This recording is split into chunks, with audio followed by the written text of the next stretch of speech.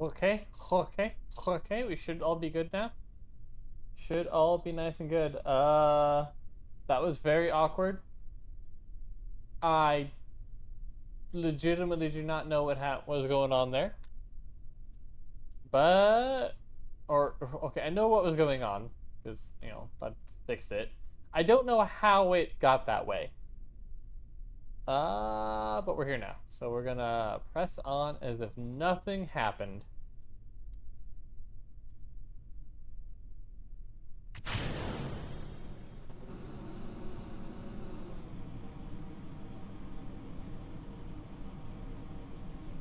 I remember I had some pretty bad stability issues with this guy.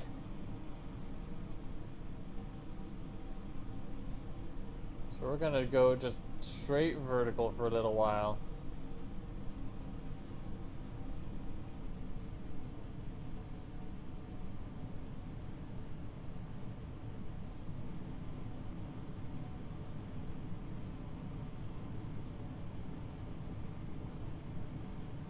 Alright. Oh, whoa, that's spicy. That's a lot of rocking. That's a lot of rocking. That's a lot of rocking. That's not just rocking.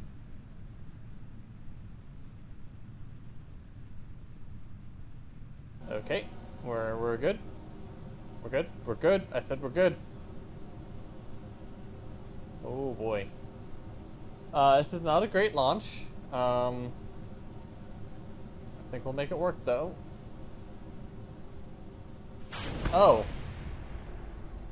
I may not have had those staged correctly. Oh. Whoa. Why? I bet I know what's going on. Why there's so much drag at the top of the rocket. I bet it's these fucking girders that are inside that have open nodes. Because KSP doesn't actually know how to do any sort of atmospheric drag. Shit. What am I gonna do about those?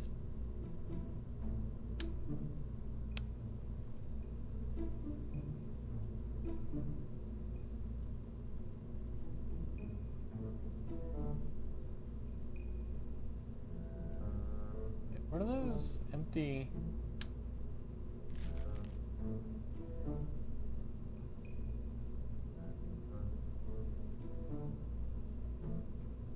Okay, so those ones are attached. Right, what were the other ones? Okay, anyway. I think if I just take these.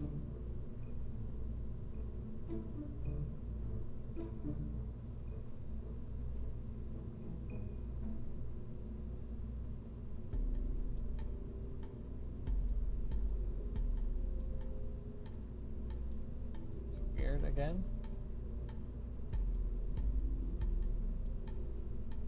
There's a couple of my keys that don't seem... My D key doesn't seem to be working.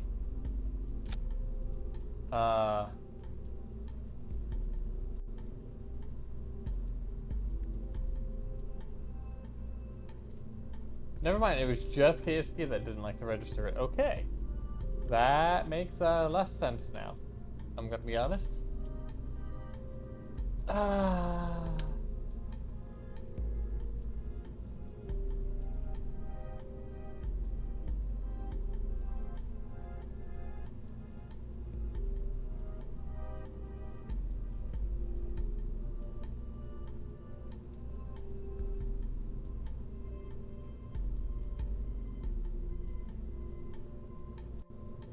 Why?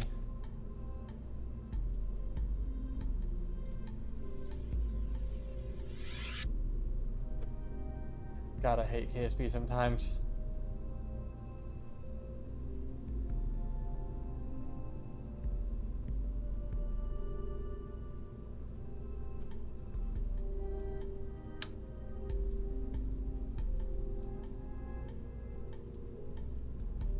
Okay, that won't work there. Something shorter, though. Sure. That makes sense. That's a reasonable thing to do. Yep.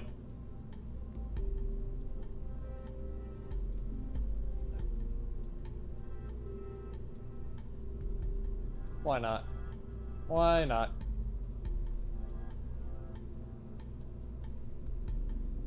Alright, let's try this again. Make sure...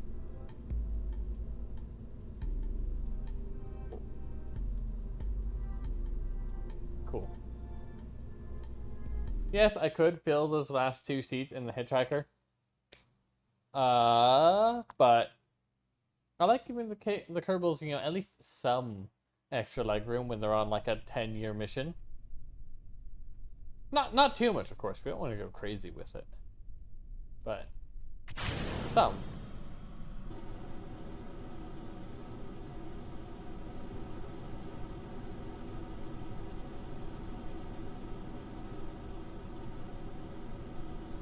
This thing whips so weirdly with even the slightest control input.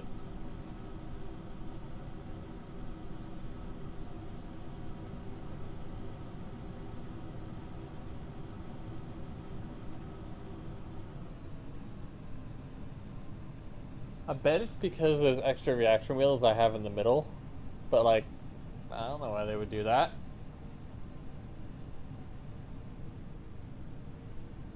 Also, I definitely mucked up the solid fuel. I should have them, well, I should have at least one pair of solid fuel set to complete at the same time the first set of liquid fuels do.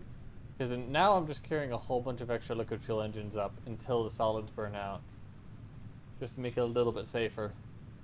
Whoa, that's... why? Why? Why are you wiggling like this?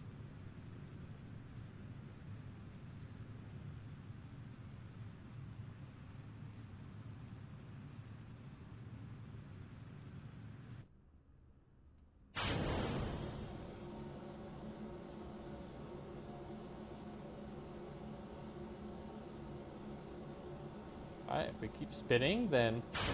yes, that'll make those separate cleaner. Oh, we are probably at crazy apoapsis now. Yes, we are. Holy shit.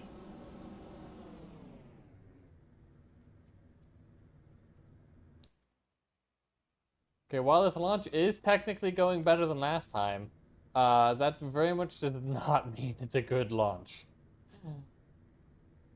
The efficiency here kinda sucks.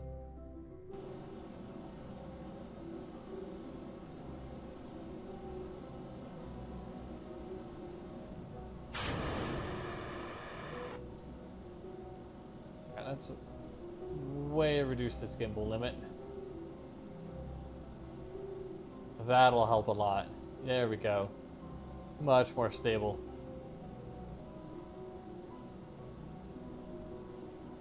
Granted, we can't maneuver for shit now, but we didn't really need to be able to do that.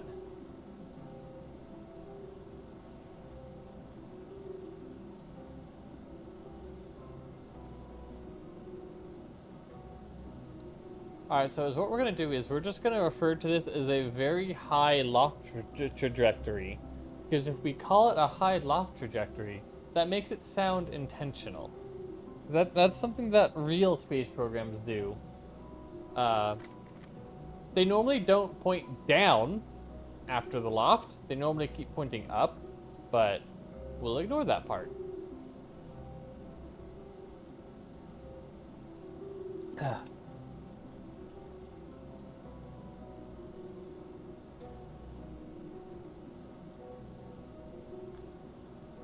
After all, if there's one important thing with this game, it's ignoring everything that is inconvenient.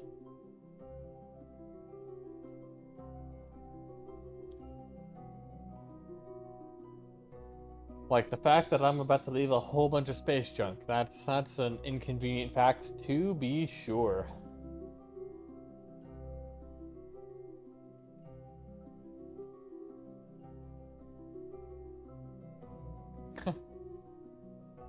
We're almost not reaching the space station. That's kind of funny.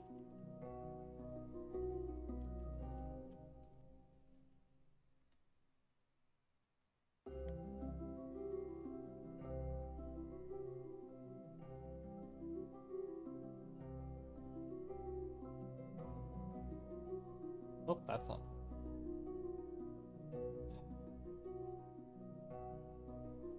Oh, actually, there's some of those I could do. Honestly, a couple of those I could do and just drop off at the space station now. That would actually be pretty funny. Oh, I don't have a way to dock to it, though. So never mind, I guess.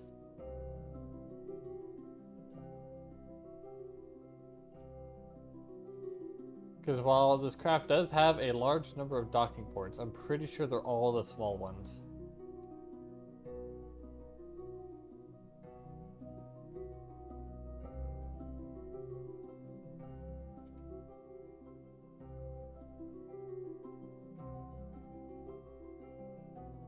Yeah, they're all the docking port juniors, and the space station only has the full size.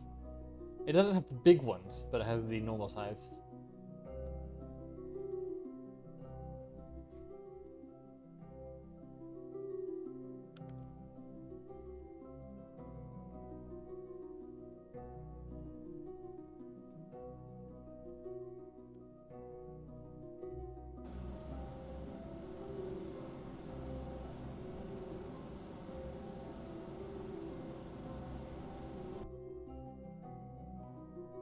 I should put us in a nice orbit.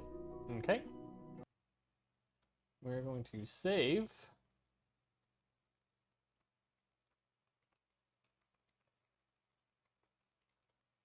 Just in case we need to do... Just in case there's a major issue with this craft still. Then, we're going to go to the Space Center and work on the shielding mission that will accompany this thing. Fueling mission is going to rely almost entirely on liquid fuel. Because that's what that craft will almost entirely be burning. Basically everything except for the landers will use liquid fuel.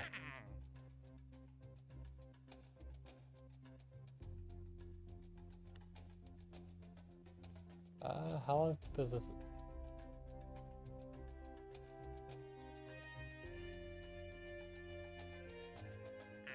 Oh, it doesn't have a duration. That makes it easy. Easy money.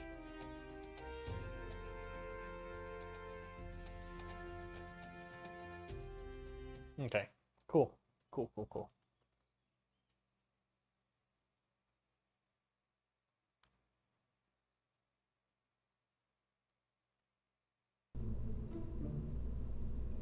New.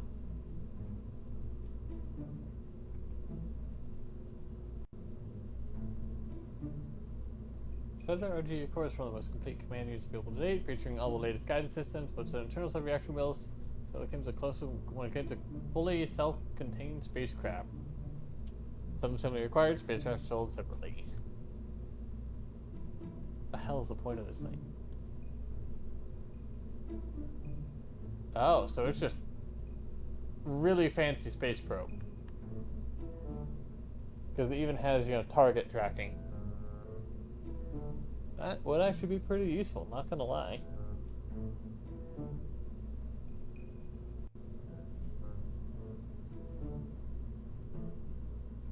Okay, never mind, this one does too. I mean, it's a little bit heavier, but like...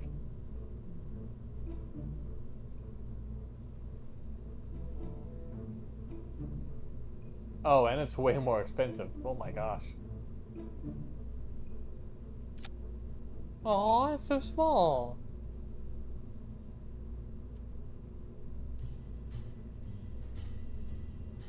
It does have reaction wheels. I'm pretty sure they're pretty weak though. I have to imagine. Roll torque 0.5. This guy, that's 10. Okay, wow.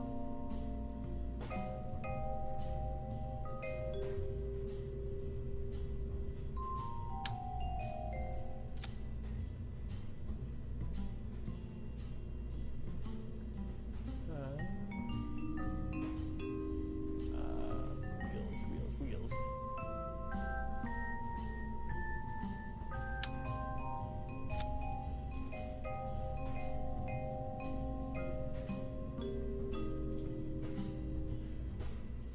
I need more electricity, actually. So we're gonna be way the fuck out there. That'll do. That's a shit ton of electricity. That'll be good.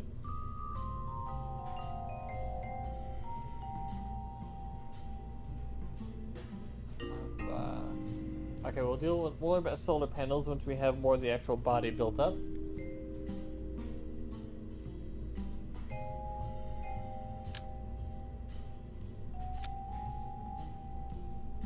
Actually, since we covered up the guidance unit, we're gonna route to that battery. That'll be a lot easier.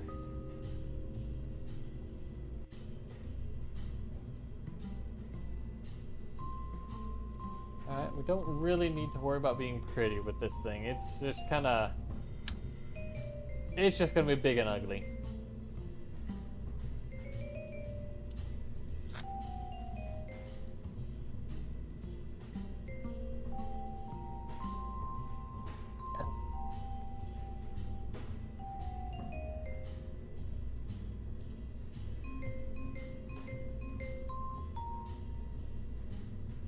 Maybe it does mean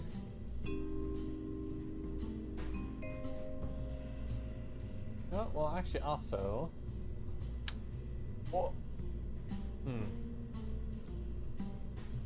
I hate how they attach like that instead of, you know, the flat side.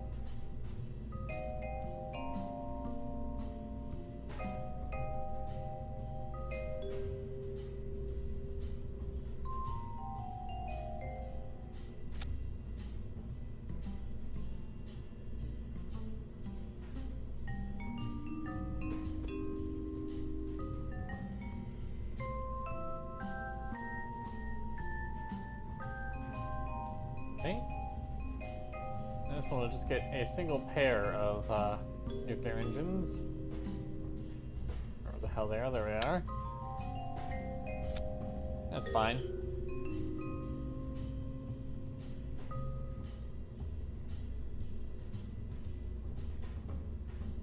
That'll give us a lot of Delta V without weighing too incredibly much.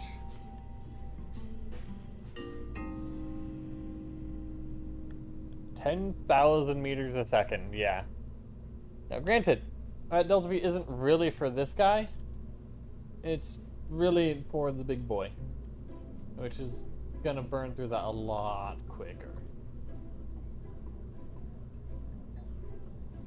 Oh, why did my audio just cut out? Oh, that's why.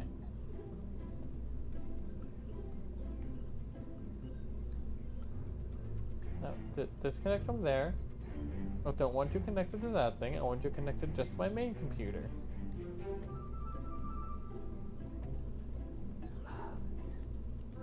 Just gonna turn Bluetooth off there. There we go. Now I can hear properly again. Technology, I swear to God.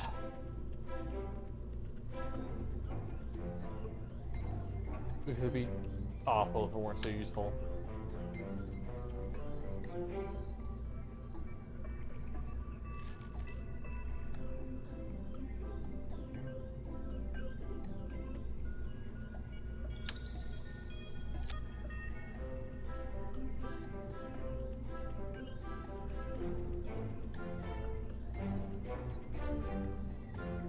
A nice girder segment.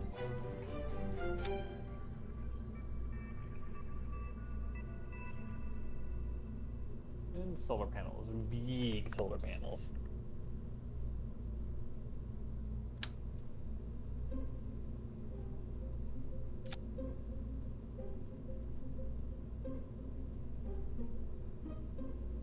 I also want big communication on this.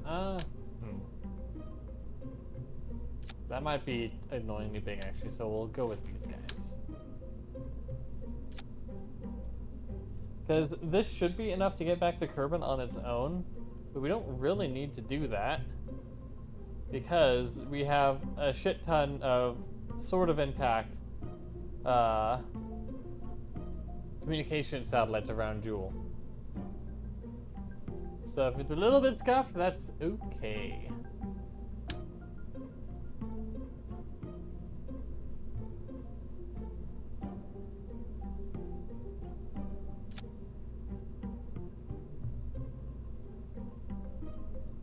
Those separatrons aren't going to do a whole lot against the entire mass of whatever is below this, but they'll do some. That's what counts, you know? Ooh, we're going to want some RCS, actually.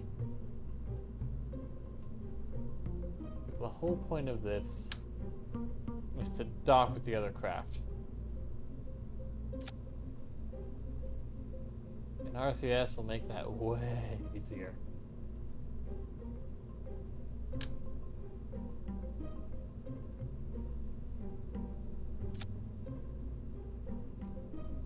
There we go, and I can also do some RCS refueling now. Alright, payload. Oh yeah, big boy fairing.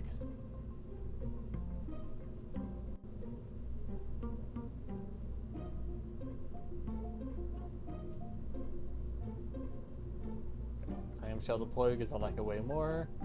A lot of ejection.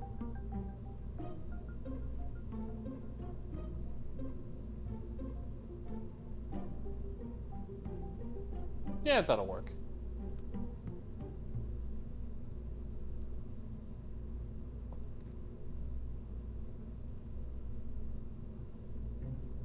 Alright. Now this stage is going to be the one I want to kick it into a JOOL encounter. So I want 2,000 meters a second, I think.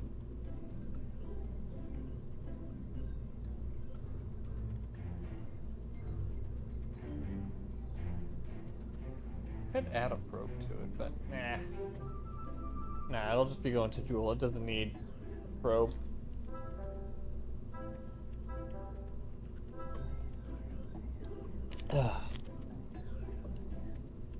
Solder.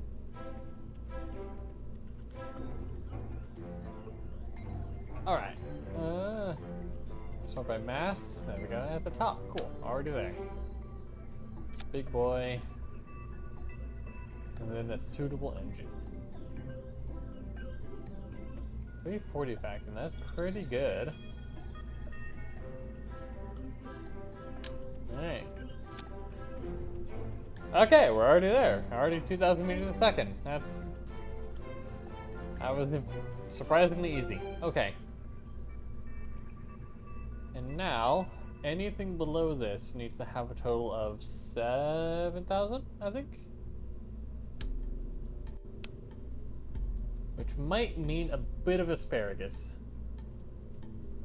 Probably not to the crazy amount that the other guy was, though.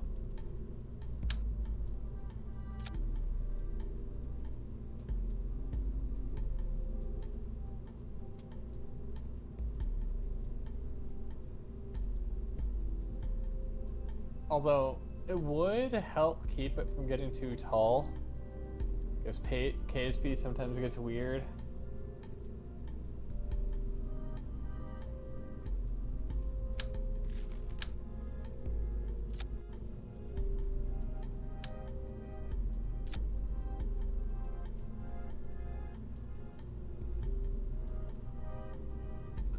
Oh, 5.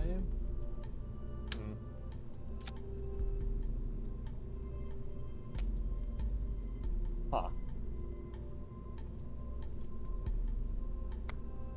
That's not a whole lot of delta V.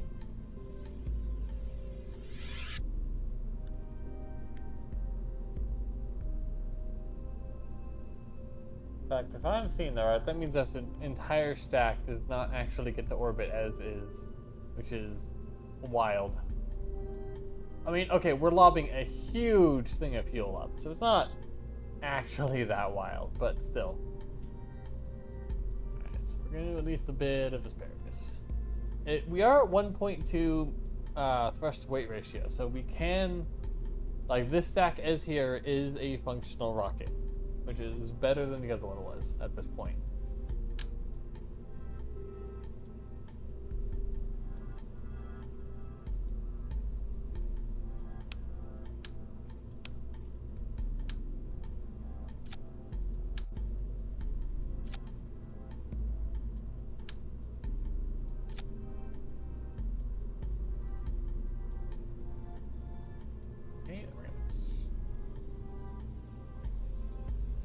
Cap this bad boy off.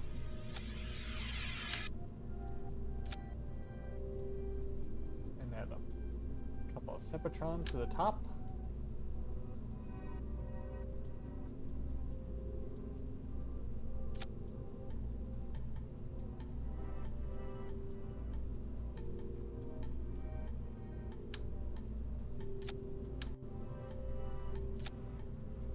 It would help if I actually put these in the right stage first and then they all copy the same spot.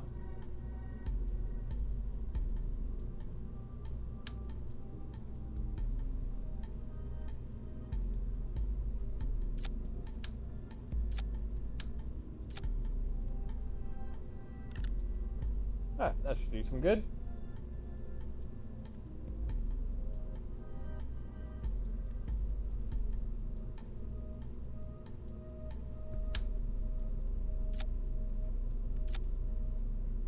And now we strut everything to high heaven. Guess there's a lot of thrust on this stage.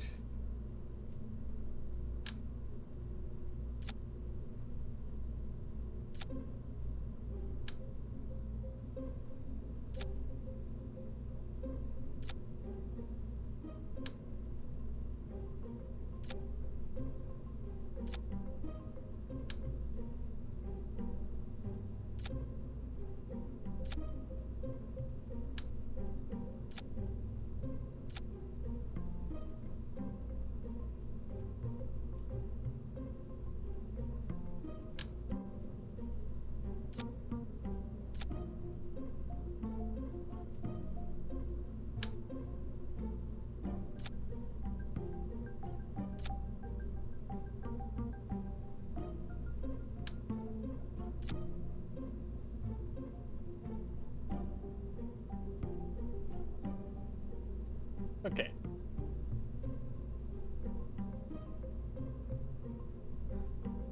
Alright, so now we're at 3 second shit. Well, I guess we're gonna do another pair of these.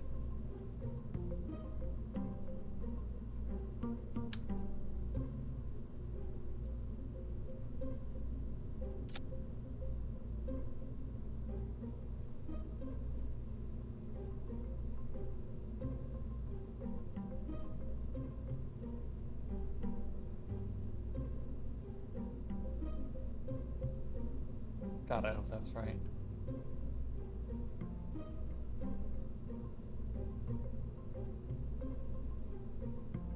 Okay, looks right. Thank goodness. And then those don't feed into there. They actually feed into here.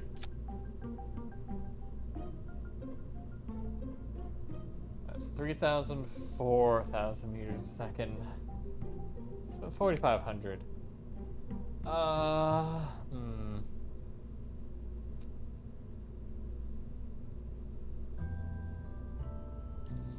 might try. It'll get to JOOL. That's not the issue. The problem is the whole point of this thing is to get to JOOL with as much fuel as possible. That's the sticking point right now. If we're not achieving that, then what's the point of this thing?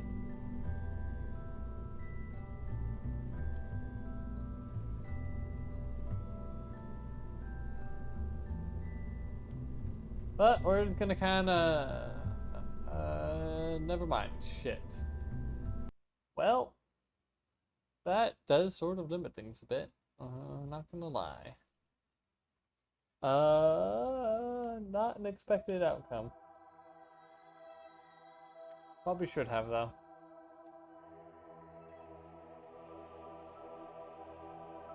Alright, let's see where JOOL is.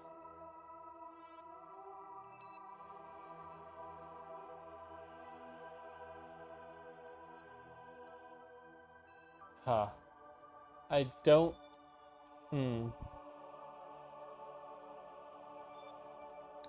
I don't think that's a good intercept point.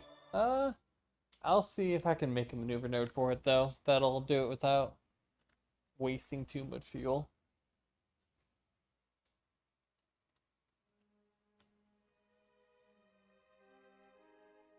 I want to go like way over here.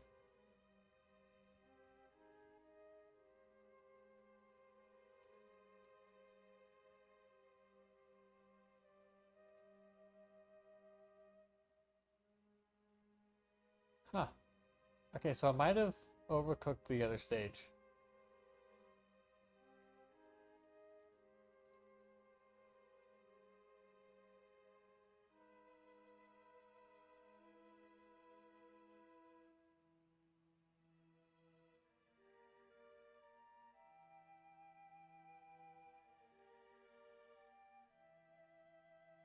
Oh.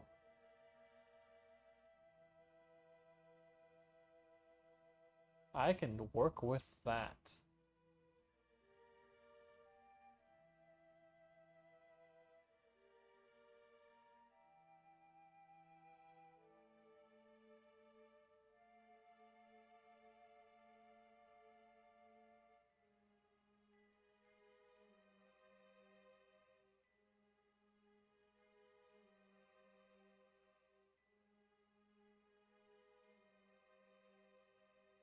Yeah, I can work with that for sure. Like, it's not a great intercept, but it'll do.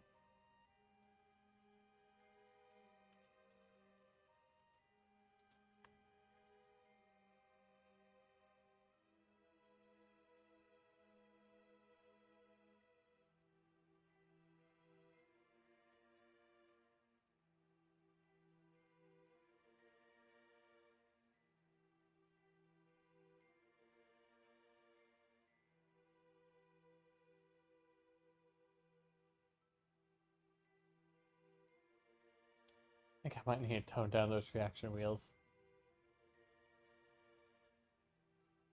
Like, it'll mean that we'll take longer to turn, but hopefully we won't be as janky with it. That is one long ass burn.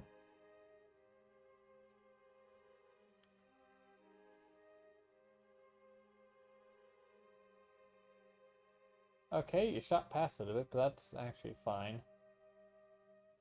I want to go to 2 minutes.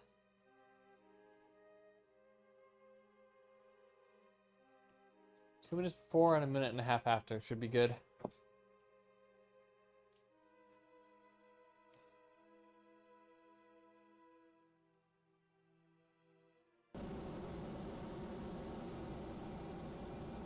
I'm sure there's actually like a proper general. Well, realistically, the correct burn time and start will be on a per rocket basis.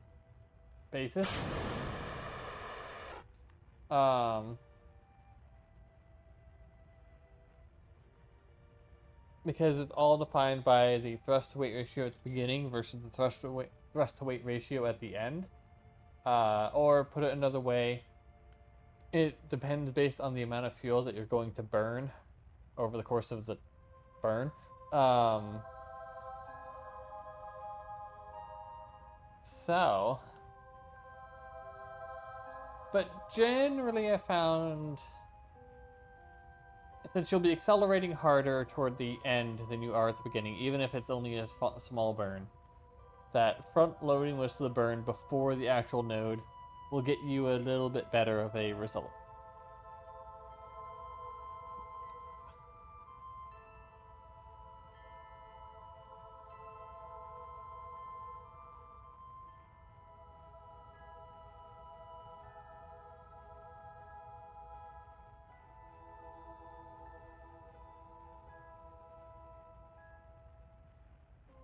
No, I didn't actually check to make sure we weren't gonna like run into the moon or something.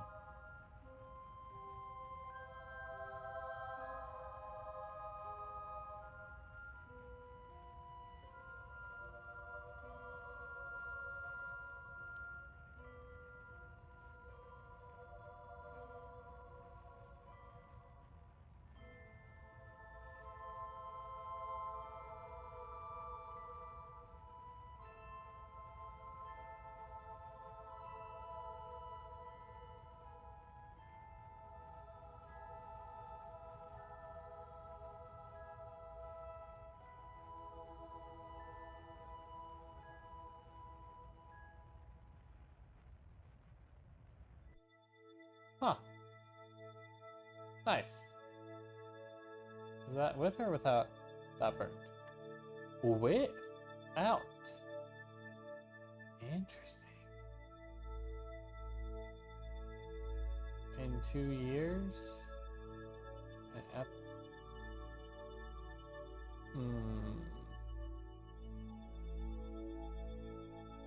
Okay, cool.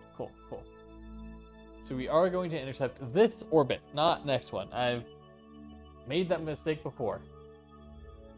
I'm glad we're not making it this time.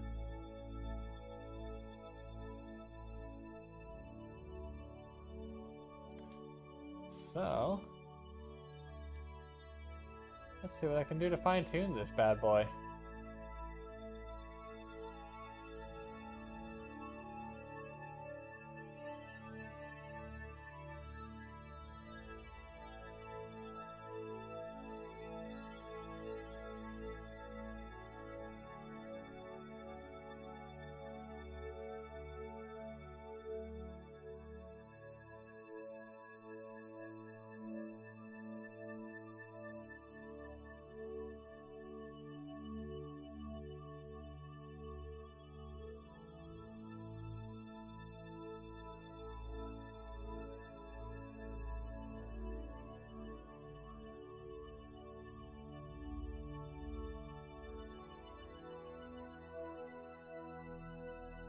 Can I get 0.1?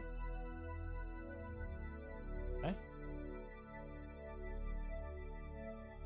Yes, I can. Haha. Very nice. Very nice.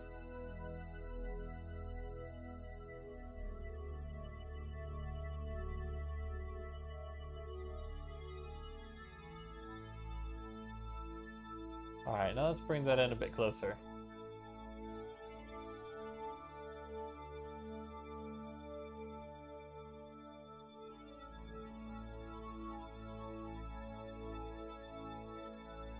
Oh, we actually got to slow down some.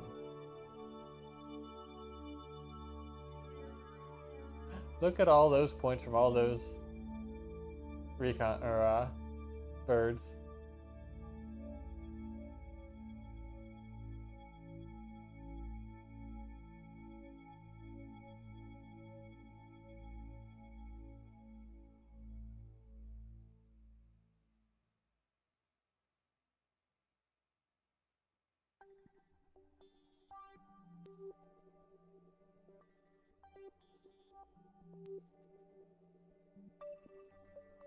No point in getting it super duper precise, even though I'm still clicking to do that, because there's always going to be some imprecision with the actual burn itself. But the better you can do, so, well, better.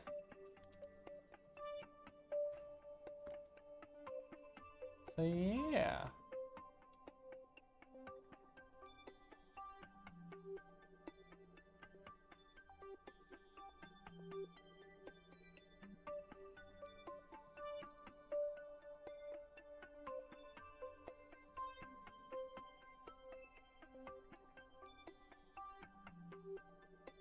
Ooh, we actually will get a moon encounter, but not a, shall we say, kinetic encounter. Very important.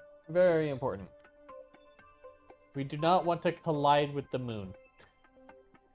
The sources indicate that that is, in fact, a bad thing.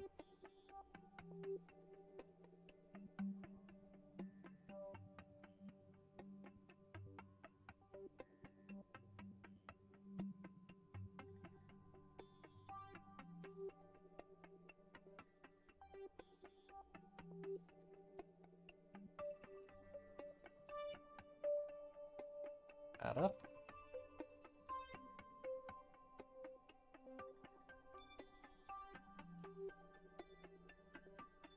Let's go do some resetting.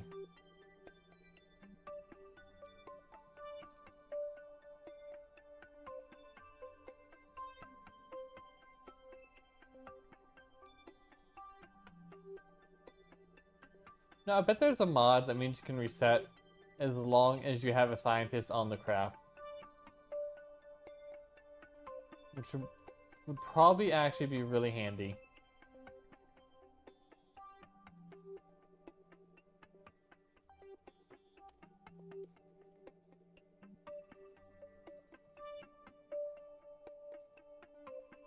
Damn, we're gonna do this burn on still this stage? Wow.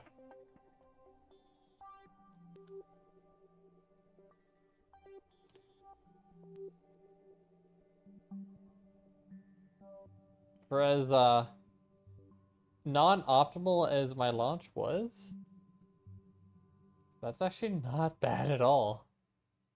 I'm just gonna ignore that clipping. It's fine. Alright, and while that's flying out that way, let's see if we can get some money so we can launch the refueler. So what can we do that's lucrative and quick?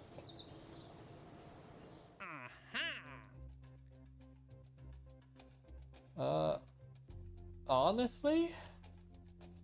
Land on the moon, land on Minmus. 3 people.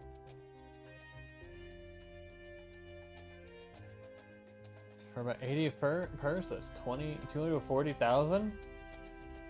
That's not bad.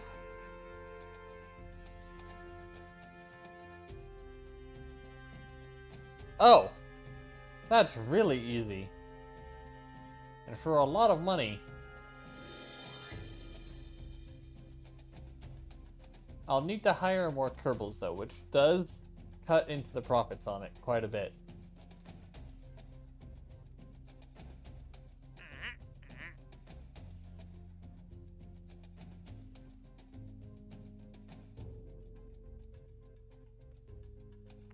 Ah, 500 units of ore.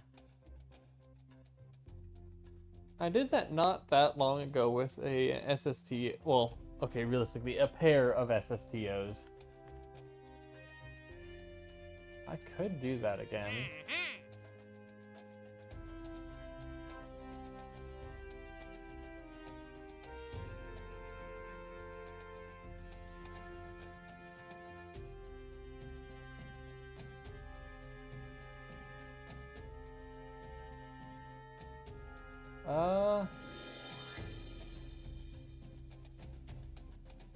That also looks painfully easy.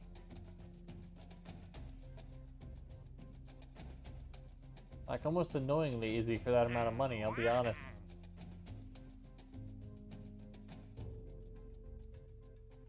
Alright, yeah, we'll take both of those and we'll do them both.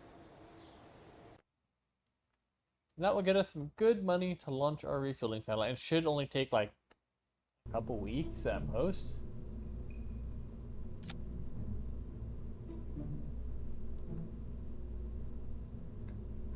The hell? No, go away. I want this. Meow. Hello, kitty. Hello. Alright. Ugh. I have a kitty in my lap now. Life is better. There's a very real chance he'll brush up against the microphone though, which will be unfortunate. But the good thing is, it's only unfortunate for all of you. I will be fine. I won't even notice. So I consider that acceptable. Is this overkill for Minmus? Oh, hell yes. But that antenna will mean that this will become a very important part of the deep space network once it's up there.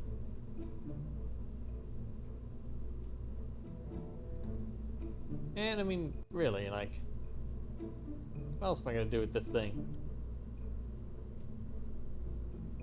Not like it's gonna be getting any new science from Minmus.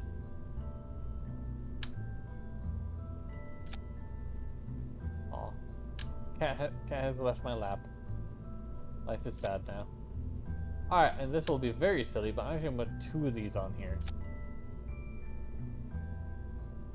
Because, well, weight gets a lot easier to balance when you do that, so.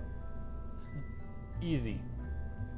This is not meant to be a complicated mission. I don't want to be overthinking any single piece of this.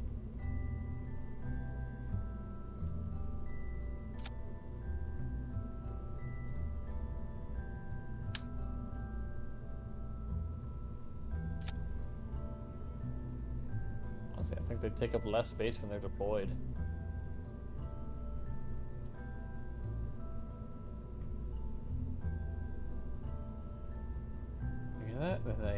We'll do the Terrier.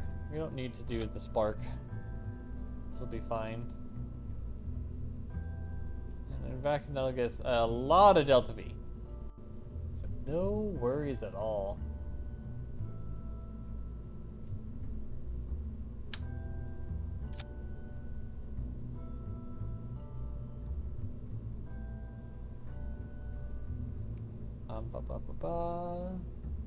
Payload. No, payload.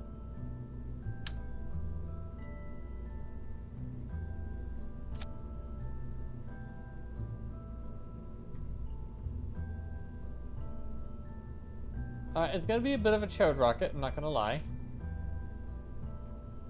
It's just taking a real wide but light payload to Minmus. I mean, it's not gonna be... Oh, why did I think that was going to Minmus? No. This is the Minmus one. That's the one that's on board the other guy. This is the Minmus one. Okay, we're good. We are good. Okay. Thank goodness. That was very scary for a moment. So I don't need the Science Junior. That's good. I also don't need the Mystery Group. That'll also help.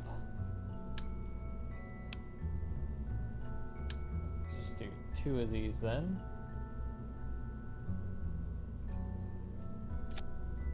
And 2 of these. And 2 there.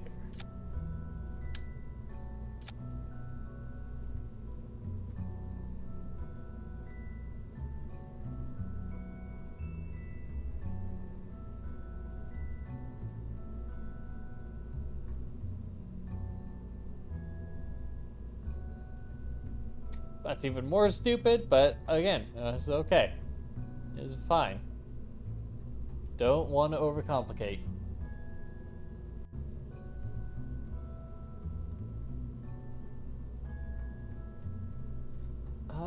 This one actually should probably have a probe core of some kind. Doesn't need to be a fancy one.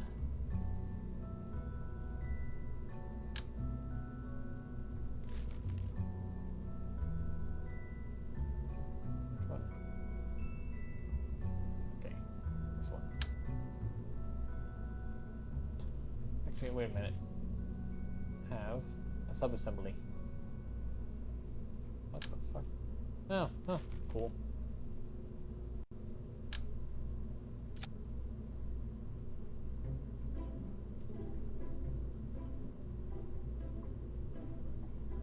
Almost like I set this guy up for a reason.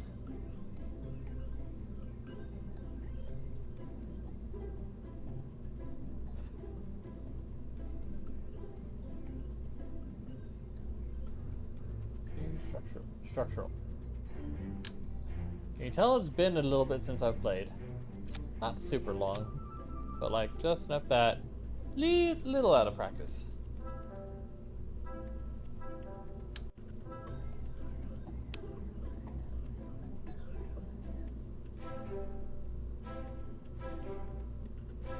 And honestly, just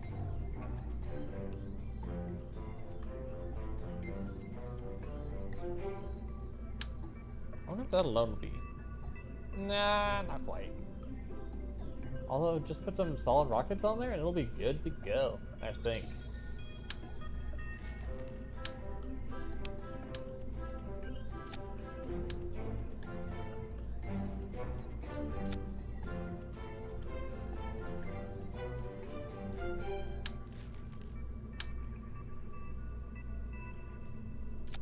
It ain't using the latest tech, but we don't need it to.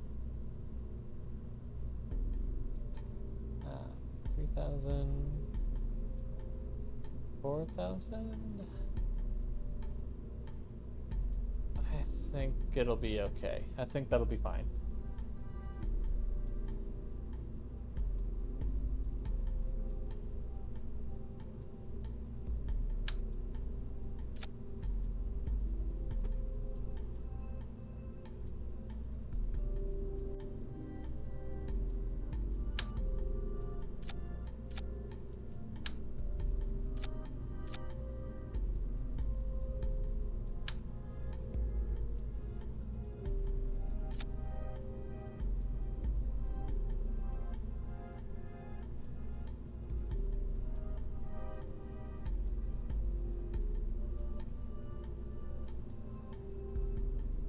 Very easy. Very easy. Minimal thought spacecraft might even work. We'll see. I will be kind of sad if it doesn't actually, because I mean, it would be a waste. Oh, Jesus Christ!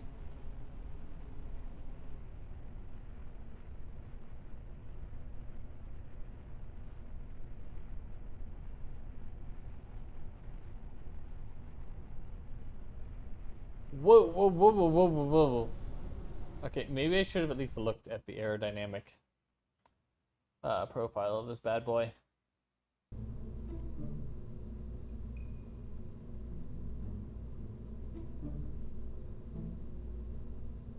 I don't feel like that's accurate.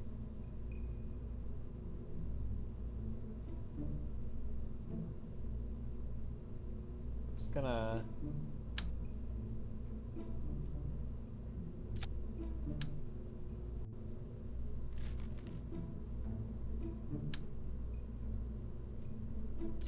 That'll do. That'll do.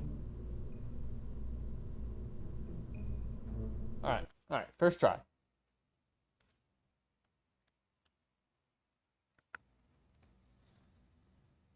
Ba ba ba ba ba. Ba ba ba ba.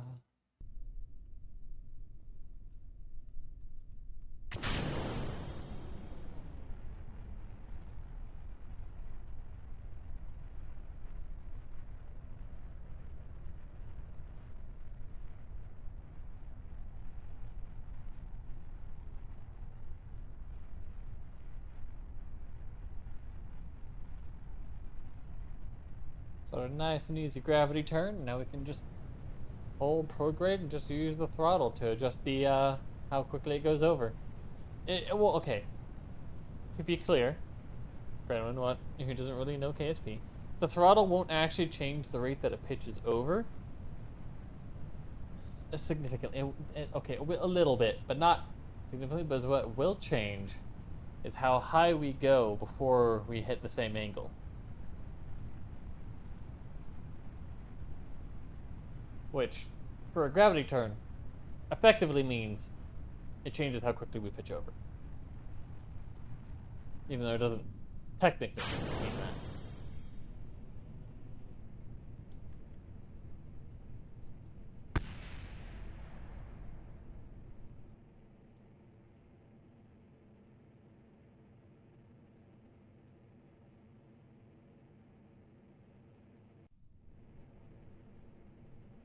And I tend to do pretty low thrust to weight ratios. Okay, I got really scared for a moment there. Per Kerbal Space Program standards. Not for the actual like rocket thrust to weight, but like what I actually set the throttle to. It's because it's more realistic, and I prefer more realistic. And I still feel it helps, even though it doesn't really do that much.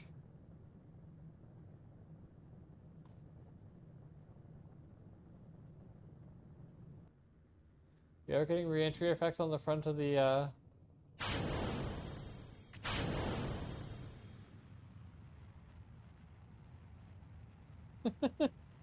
It's such a goofy little rocket.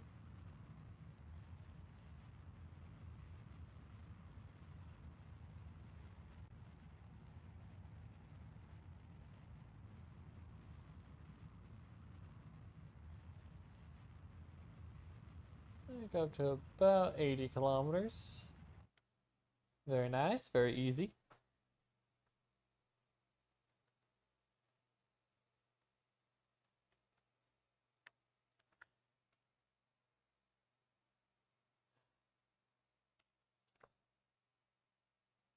I'm an idiot.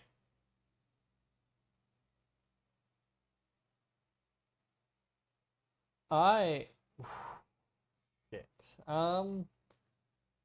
So I didn't put any solar panels on the actual thingy.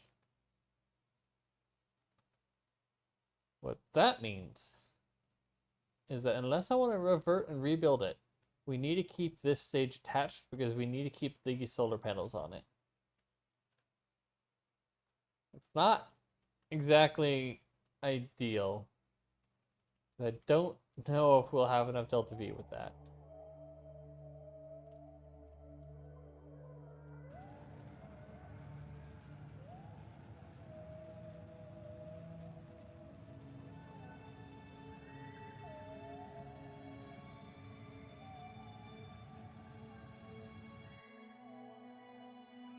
Where's my miss? There it is.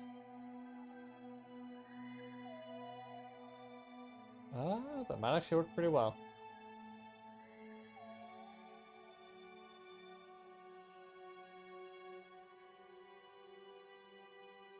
Oh. Oh, we're gonna have so much delta V left over. Never mind. This is not an issue in the slightest.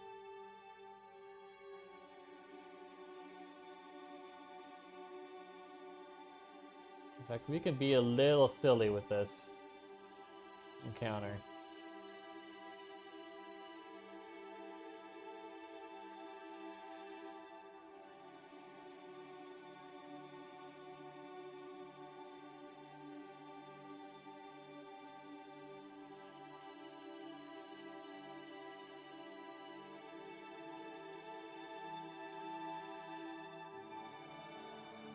Oh, that's...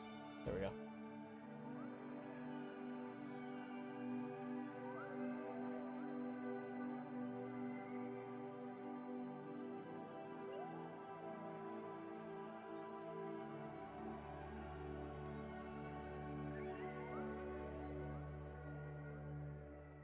Don't want to do that then.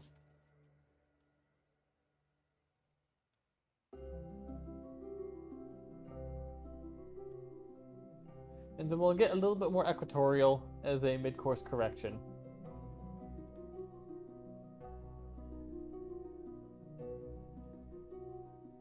And everything will be A-okay.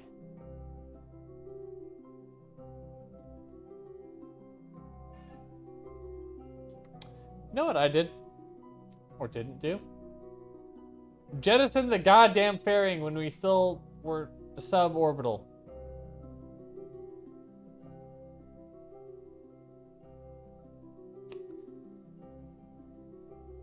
I have a silly way around this.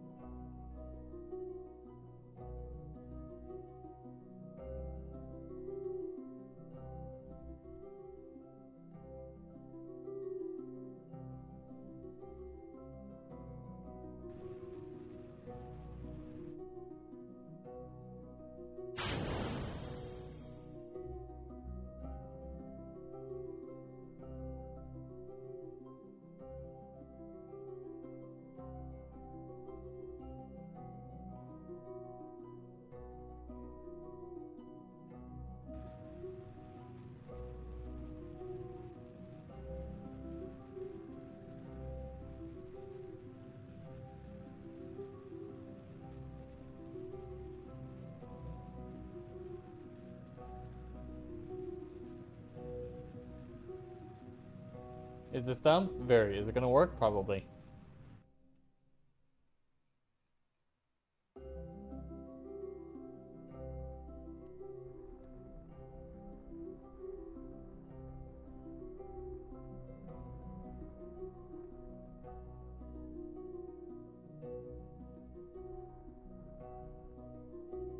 Cool. Perfect. Zero flaws.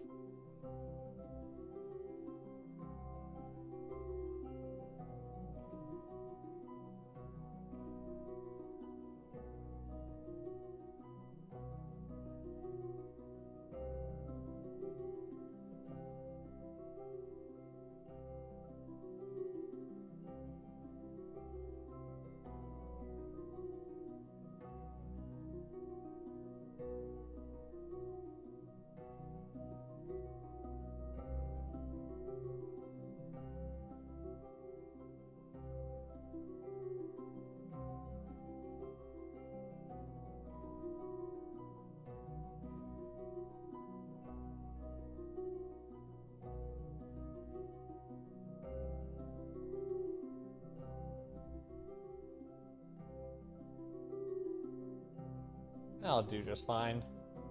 The tiny little burn, so it's good.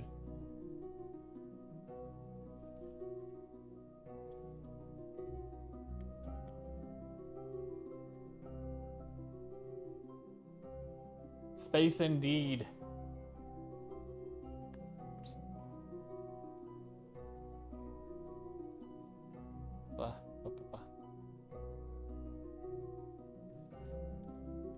It had actually been a little bit since I've done KSP, so in like a couple weeks. I figured it'd be good to get back to it.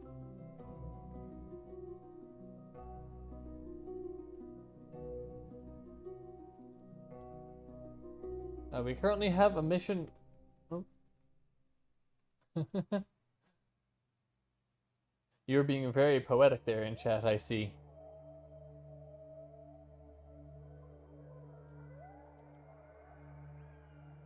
Meanwhile, I just go space cool.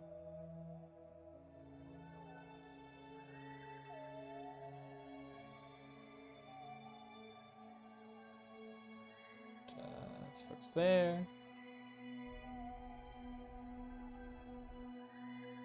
Perfect. I did kind of fuck up this. Oh. I have not watched a whole lot of Markiplier, so I am unfamiliar with his game.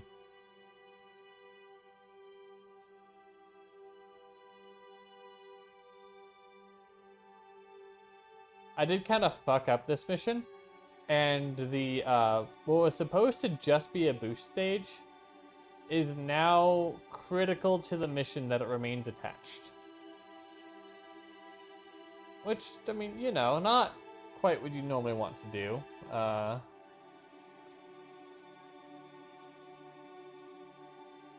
be fine. So basically the issue, this craft, in order to complete its mission, needs solar panels. You might note that on the actual satellite side of it, there are no solar panels. This is what we call in the space industry an oopsie. And so yeah, this transfer stage is the only bit with solar panels, and so it needs to stay attached.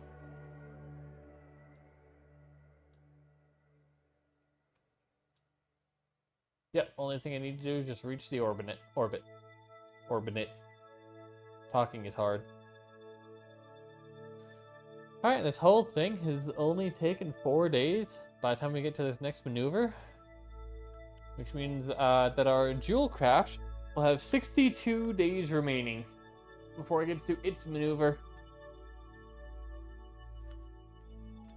Things are very important to keep track of. I hope I'm not bumping the mic too hard when I'm itchy that. It's kind of like sitting on my chest at the moment. Because I don't have my normal mic on a boom thing. So I literally just have my VR headset around my neck.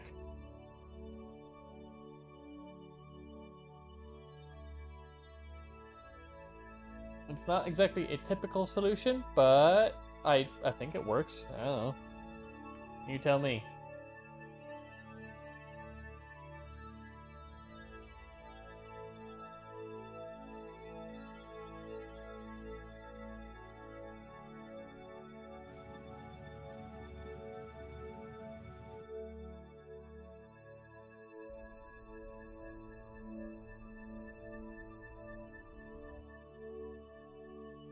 Very nice, very nice.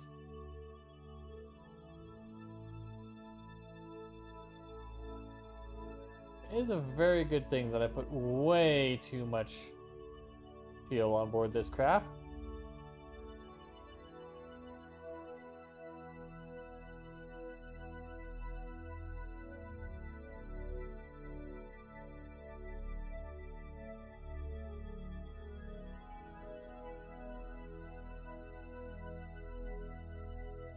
And there we go. That should be close enough to complete the contract. Without mucking around with it too much more. Not that it's going to stop me from mucking around with it, because I like things to be perfect.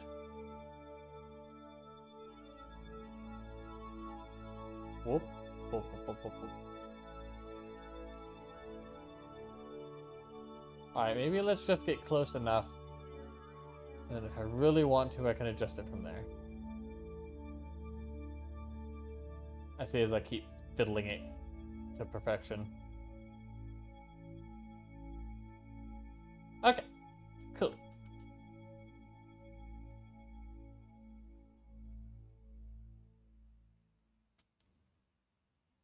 Whee!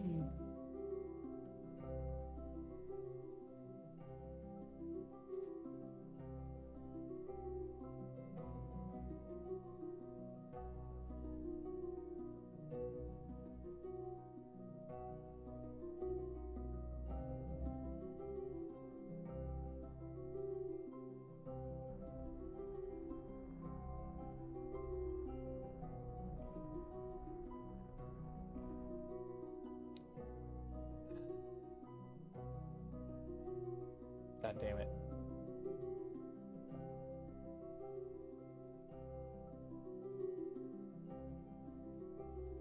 So I'm actually gonna cut this thing's throttle way back. And we're good.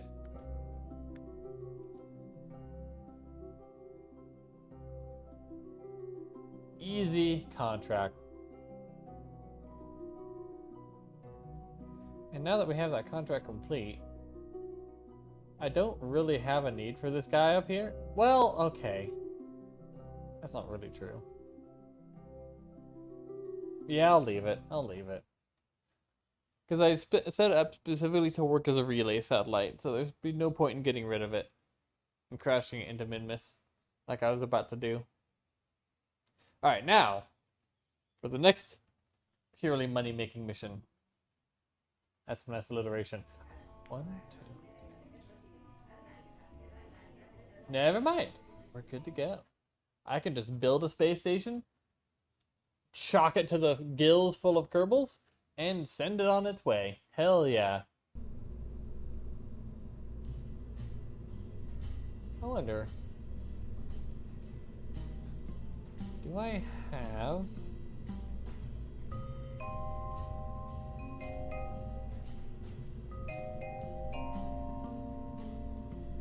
What if I literally took the same space station I made before, added more crew space onto it, and just used that? Like...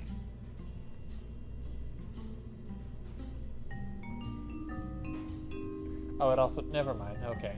It's different enough. I should just make a new one. Never mind.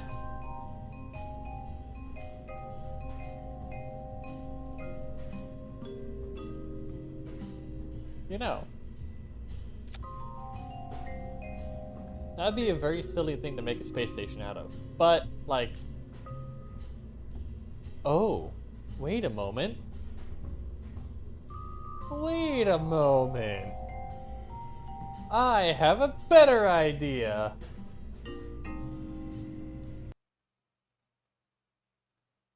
This space station will be an SSTO. I haven't done one of those in a moment. And it's just going to the moon. That's not that hard at this point.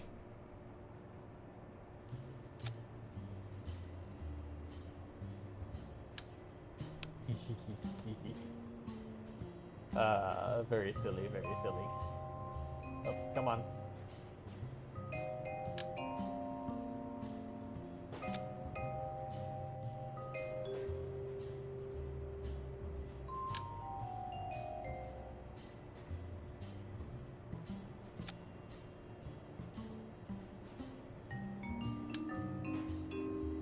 Can I grab the small thrusters?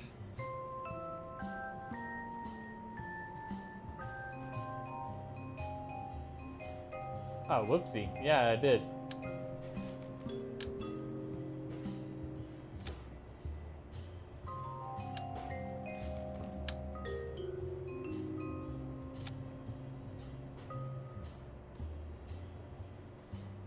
Okay, all good.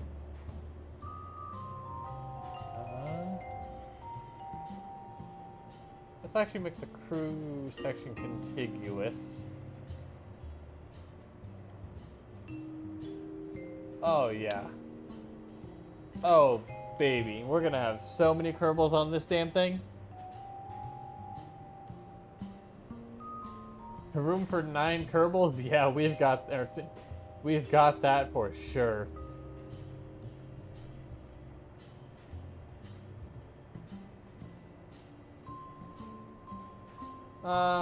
Okay. From a balanced perspective of the craft, I should have the fuel tanks more. Ooh, actually,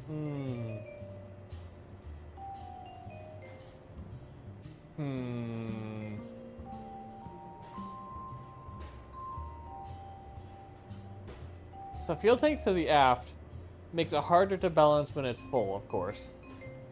But means that it's way more likely, as it burns fuel, it's going to get more balanced, which is unusual for KSP aircraft.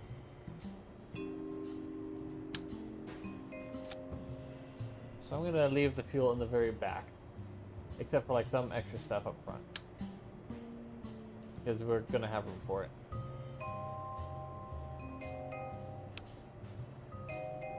I want to put science tunnel. Once again, contiguous with the rest of the craft. The rest of the crew space, rather.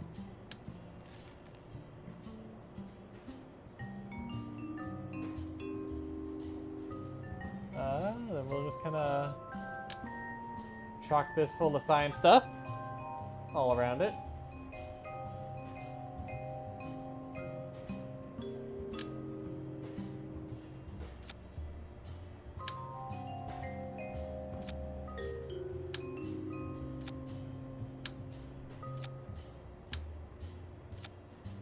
You can just kind of run these whenever.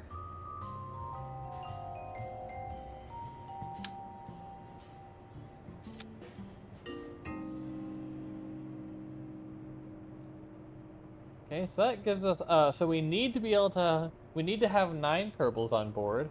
Currently we have a capacity for 25. Now, I may have failed the last math class that I took, but I do in fact believe that 25 is greater than 9. So I think we're good.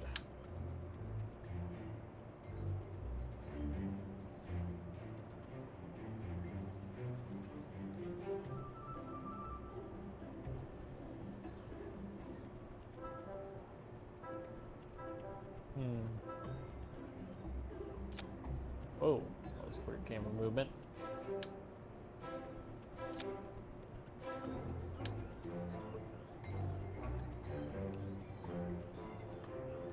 I don't really need these fuel tanks, actually. So I will instead put electricity in here.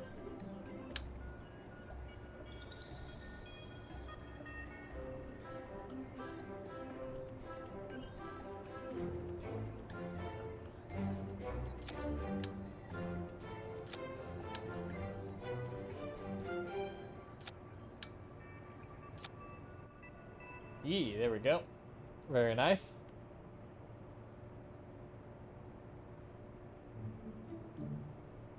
Let's put some fold out communications. Let's see this one.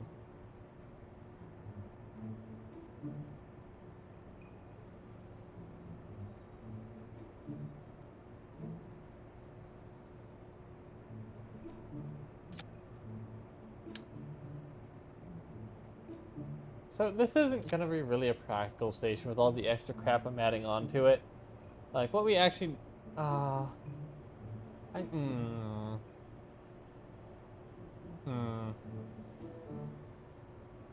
am suddenly undecided, because the whole point of this thing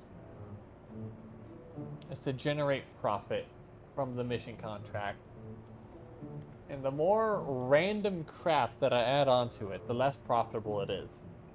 Now, in the long run, it'll be fine, because we can just land it at the end.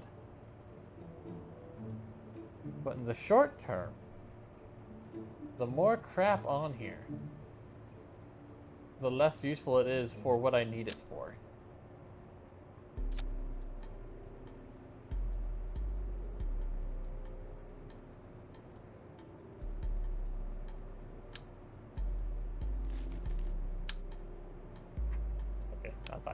Not that guy. I hear the kitty walking around. Or rather, I hear the bell on his collar.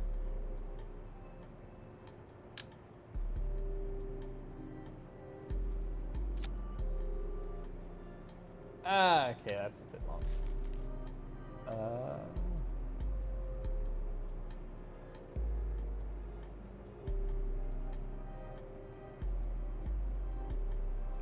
I mean, I could just slap a whack ton of monopropellant on there.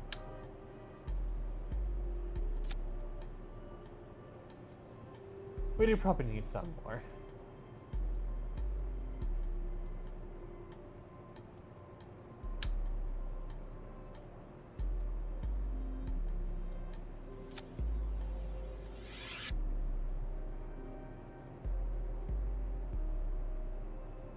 Cool.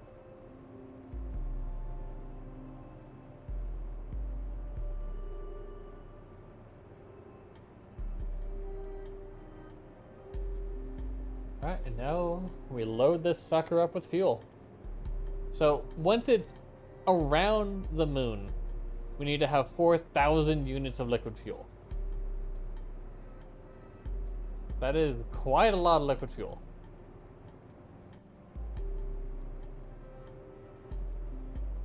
So, how much do these guys hold? 50. That is not much. Okay, so we put them on in pairs. That's 100. That's still, 40 pairs of these things.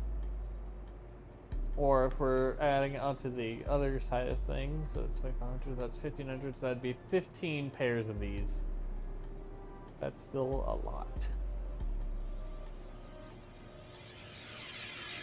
But they'll still help.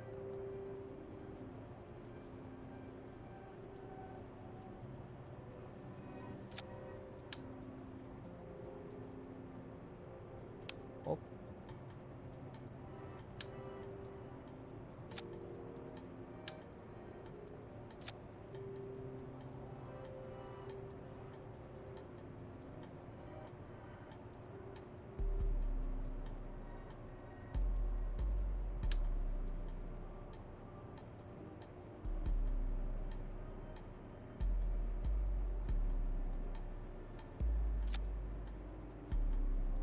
Cool. All good. Just drop them in place so they don't wobble around.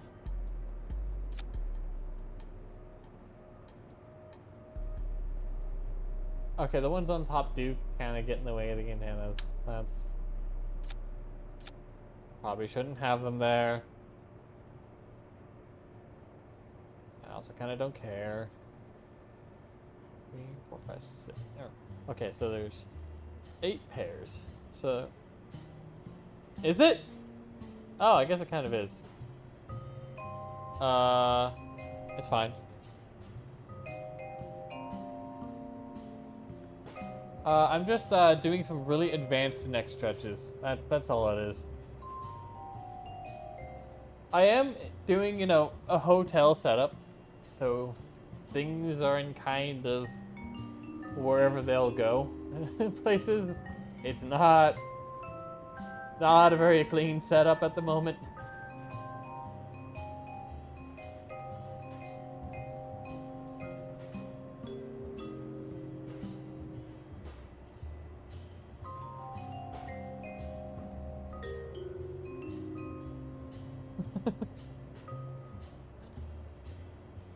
Yeah, it just occurred to me. I have this fuel tank with a whole bunch of oxidizer. I don't need oxidizer because this whole part is supposed to be going to be using nuclear. Well, okay, we will need some oxidizer. Never mind. Oh, that's okay. Because I don't think we can use nuclear all the way to orbit. Honestly, I'm surprised that it seems to be going as well as I should just be streaming in 720p at 30 FPS, which is definitely a lot of it. But yeah, I am literally streaming on my phone's mobile hotspot. So, 5G go burr. I don't know how much I can do this until my phone plan says, "What the fuck are you doing? Stop." So we'll find out. Hopefully, by next week, I will at least be into an apartment for the next 6 months. Whoops. Which still, not what I want, but it's the way things are at the moment.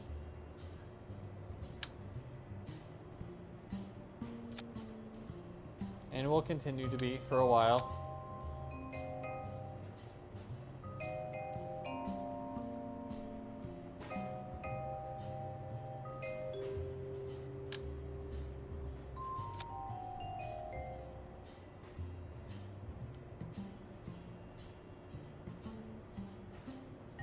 It's also funny that because the only monitor I have is the hotel room TV screen, so I can't check chat on it. I have my laptop next to me on the actual hotel Wi-Fi, and that's what I'm checking chat on.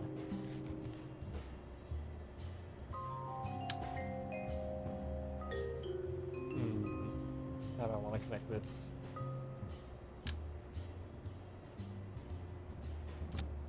And we'll put a skipper on the end there.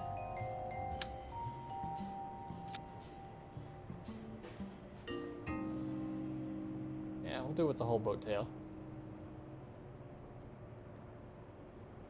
It also doesn't help that for as long as I've been streaming KSP. So KSP, you have to zoom out a whole lot when you're building things. Zoom out uses the minus key on the numpad. The minus key on the numpad is also my reset space for the VTuber. So anytime I go to make an adjustment to KSP, it resets where I'm looking. I am very smart with my setup. Yes.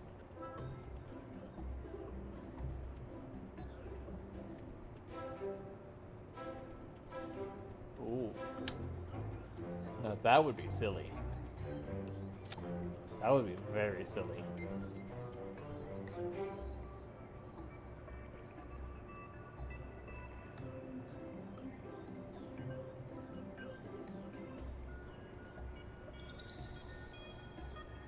Let's do more liquid fuel.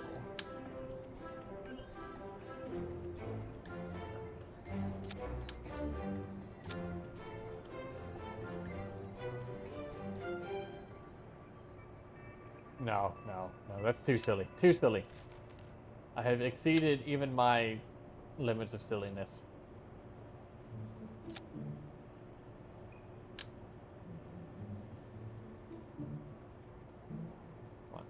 Attach. Come on, there you go. More liquid fuel.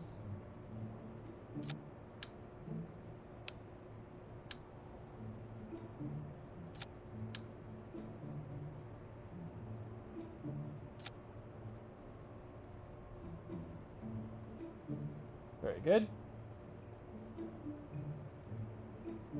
And then this should probably, realistically, only be one nuclear engine, but or one pair of nuclear engines, but I'm gonna do a whole set of them.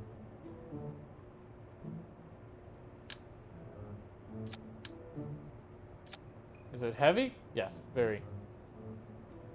Do I like it anyway? Yeah.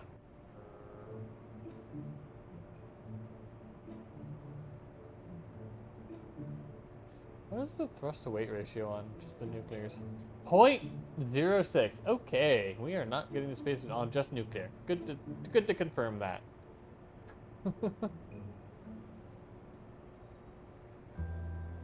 Do I even actually need the skipper? Okay, yes, because I do not have the I don't have the Rapier engines yet. The KSP version of the Saber engine. So yes, I do in fact need an actual rocket. For now. Soon, TM will no longer be needed. Big Delta Wing. Big. more liquid fuel.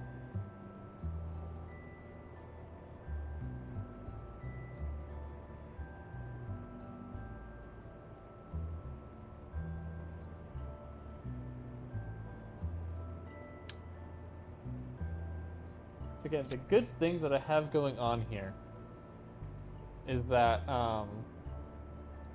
with all the fuel in the back, as we burn fuel, we will get more able to lift. We'll get more stable. So we might actually end up with a fairly forward wing placement, honestly. Okay, the dihedral, not needed. I kind of like it though. Okay, it's an excessive deployment.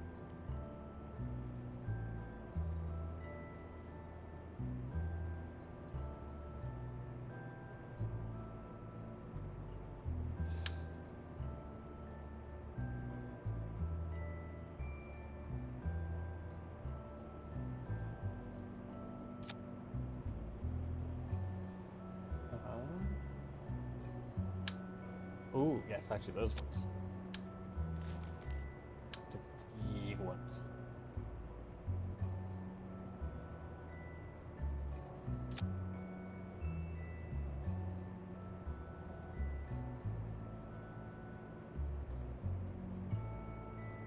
Just off a roll and yaw.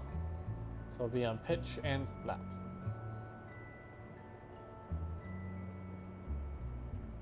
I'm gonna need more wing area than this. I'm pretty sure I'll be able to add that on with just streaks.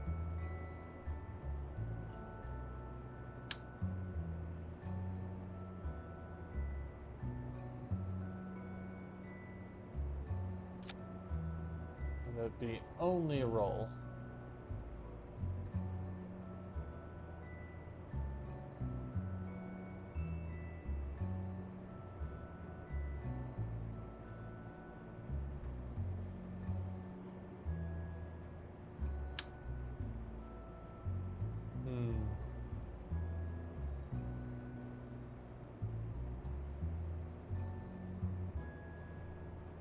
How do I want to add this on?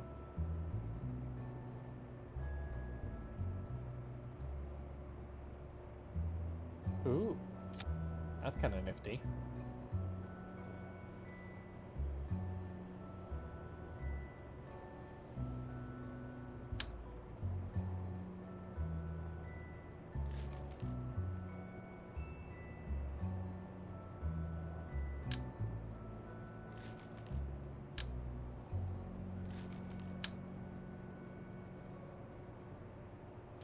I'm not super experienced with KSP planes. Basic, it's just what I've done previously in this playthrough. So I just kind of throw things at the wall and see what sticks. And mostly it works. Hello, hello, hello! Thank you for the follow, Ari. How are you? I hope you're having a good day. I need to message a lot of people more. I'll be honest. I am good at keeping track of like a small number of people at any given time, and which unfortunately means I tend to leave people to the wayside. It's not intentional.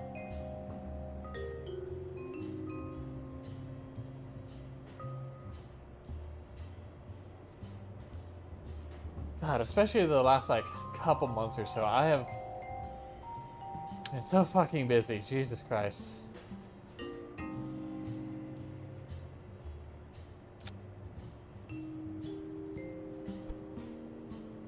I guess really just the past month and a half. It just feels like the past couple months. Okay. Enjoy your lurk. I appreciate it a lot.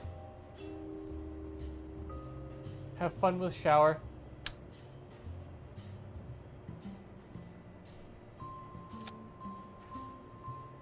More liquid fuel. Always more liquid fuel.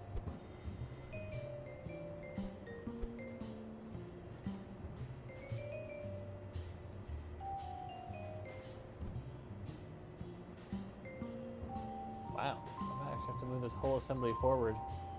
Stay stable.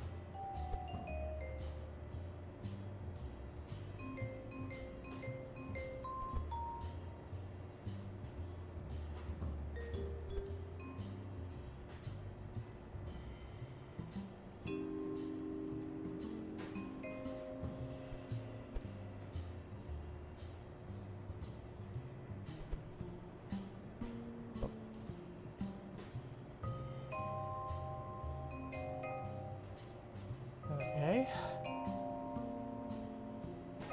And that should be fine, because again, all the fuel is in the back, so as the fuel burns, the center of gravity will move forward.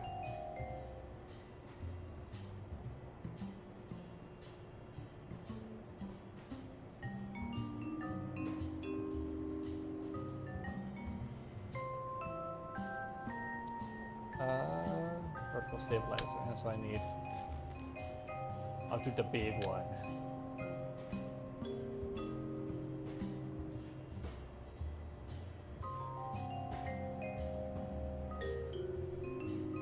How do I always end up hitting the wrong button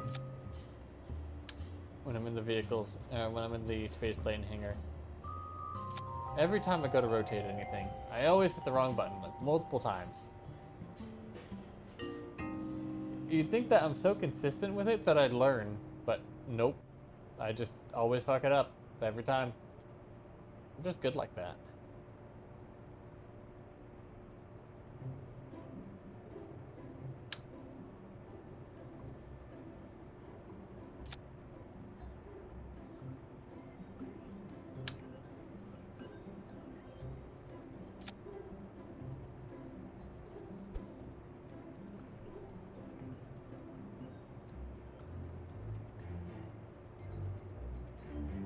Okay. Sweet.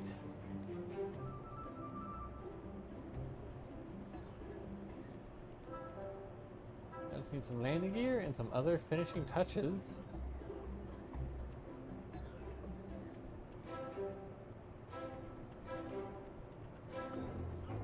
Has antenna, has docking port, can generate power.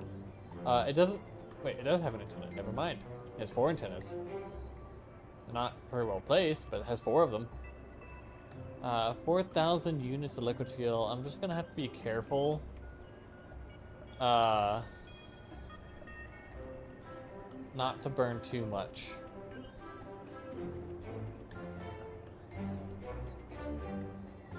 It does also occur to me, I don't actually have any jet engines on here. I need to fix that. Which does give me a chance for more fuel.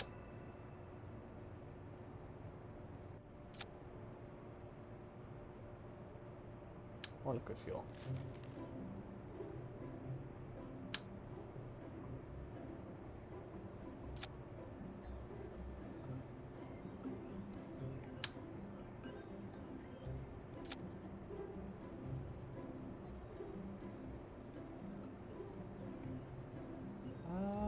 Yeah, let's go with the shot cone.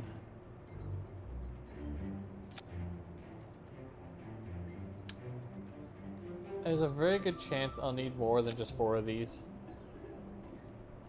This 4 is... actually, yeah, I'll definitely need more than 4. So... Ooh. Not what I meant to click.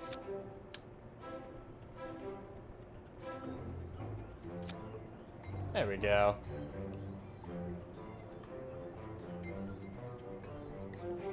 Again, center of gravity will move forward as I burn.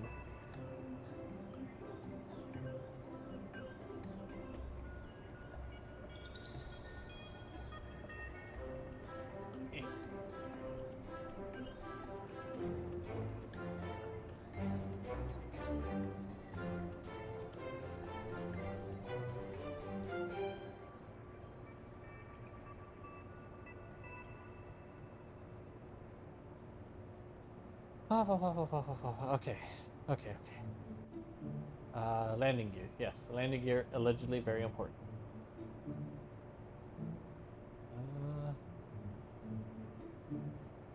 I want to use the medium landing gear, at least on the front. So we have some steering on the ground. And then...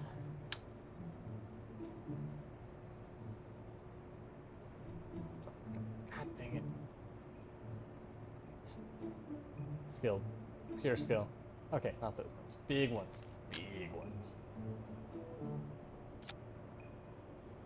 There we go.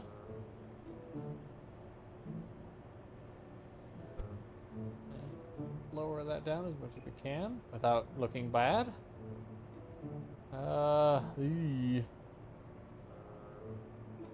That we're going to be in very severe danger of a tail strike on liftoff. Shit.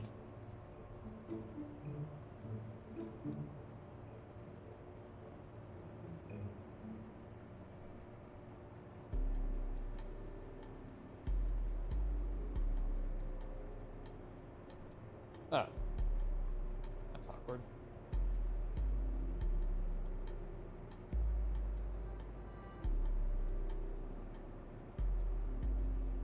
Okay. Put that there. Okay. So we have antenna. We have docking port. I want to add at least one more docking port, though. We just need to add solar panels.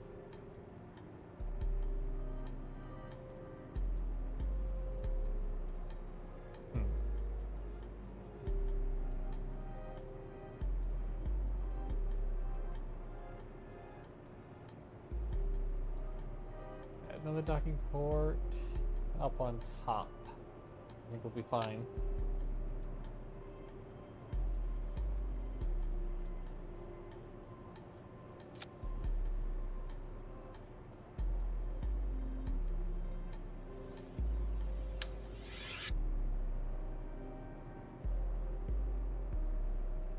Come on. There we go.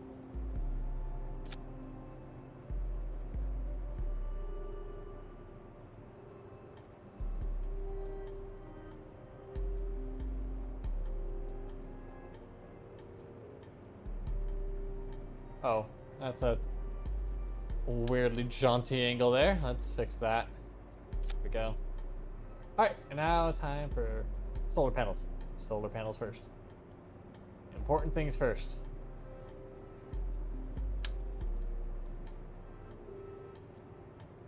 We're just gonna kind of put a whole bunch of these on the bottom. Reason being that way. You know what we'll also do?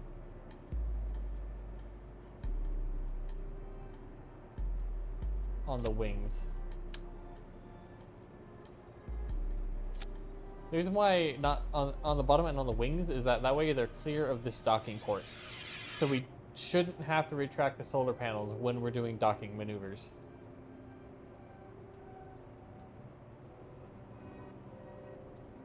But we'll set all of them up to toggle together anyway.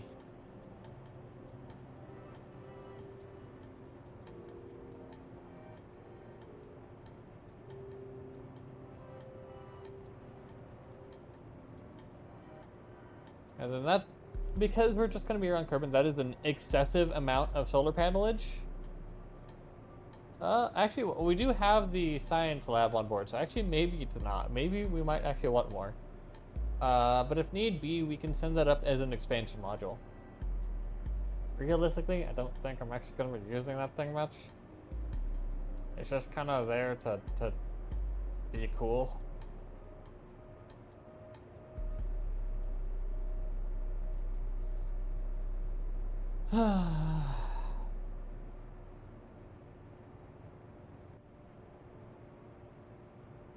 Very, very descriptive name. Yeah, I'm not going to overthink this too much. I also haven't double checked any of the Delta V numbers. So we're just gonna kind of go with it and see what happens. 2, 3, 4, 5, 6, 7, 8, 9.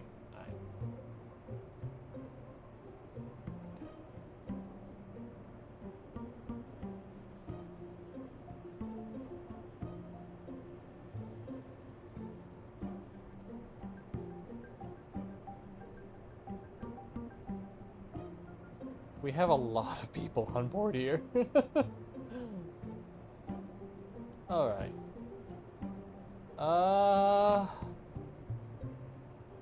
Yeah, I think I'm ready to try for our first flight. Alright, let's go.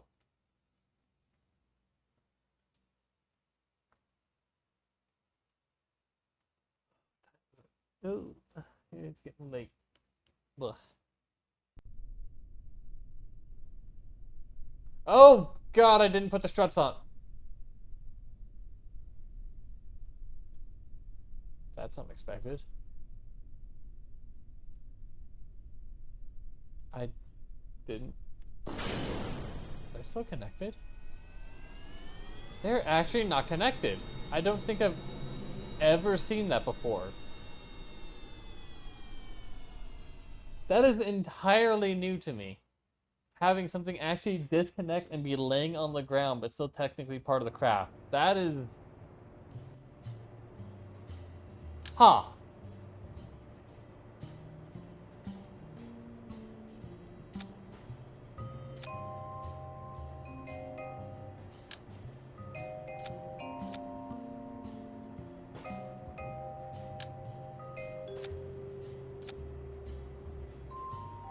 Well, we've discovered, probably not new behavior, but certainly new to me behavior. So if nothing else, this has been a valuable scientific mission already. That's how we're gonna look at it.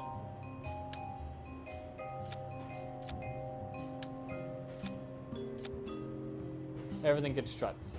Everything gets struts.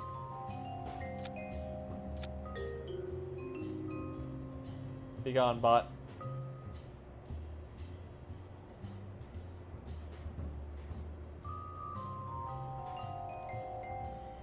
Vile, abominable intelligence. Alright, that should be enough struts. So I know a lot of Kerbal Space Program players tend to just kind of put struts everywhere on everything. But until you get to like really high thrust numbers, you don't need that many as long as you put them in the right spots. See? Basically no bouncing. Well, okay. The wheels are bouncing. No, the craft is not bouncing against itself. It has also been well over a month since I've flown an SSTO. So, this will be interesting. I did not set up the flaps. So I don't have lifting flaps. That's great.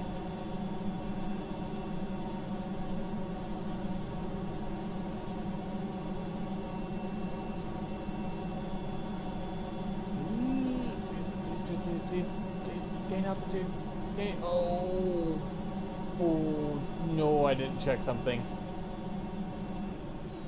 Center of gravity changed at some point, and I didn't check it.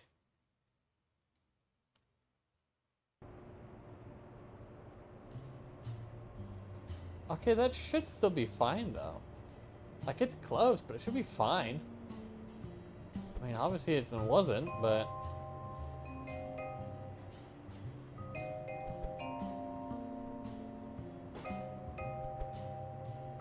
Honestly, if I'd stayed relatively flat, it probably would have been fine. But that much of a pitch up probably... Ooh. Huh. That's probably what did it.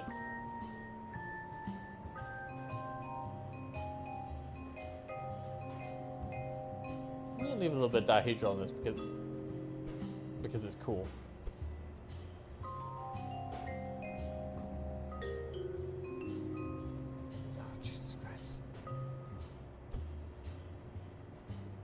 Why are you grabbing? No, that's not the one I'm grabbing. I'm grabbing the blue.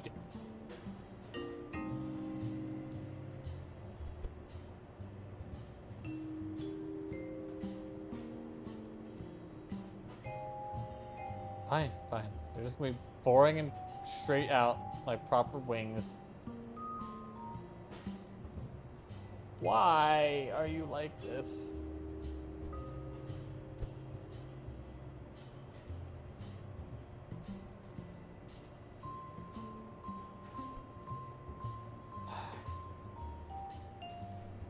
Anyway, this now gives us an opportunity to set up the flaps.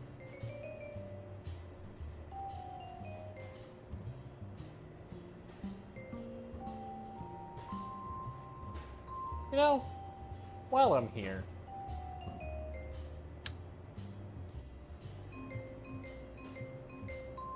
speed brakes.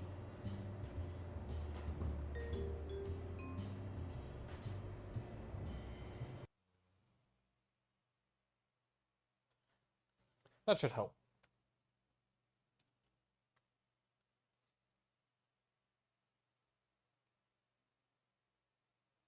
I still don't know if I have enough Delta V on this thing.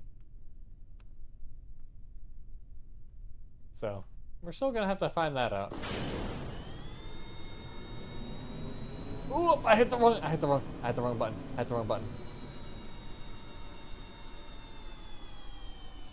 Let's bring those back in. Come on, bring them back in. There we go. That's the one I meant to hit.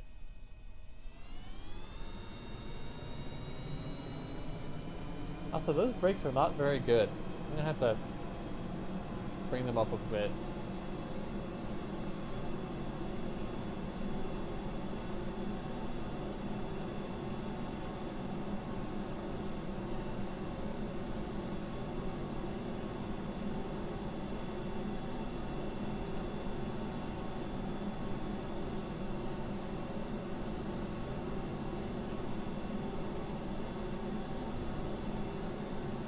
Oh.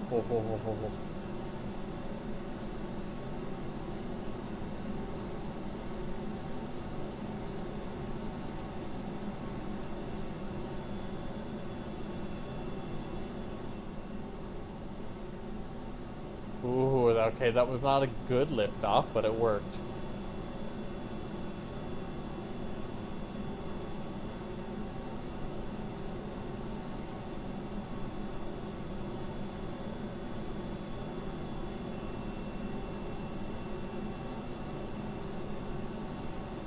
Okay, because we're all using nothing but ramjets, I'm going to go supersonic, or at least close to, before doing our main climb.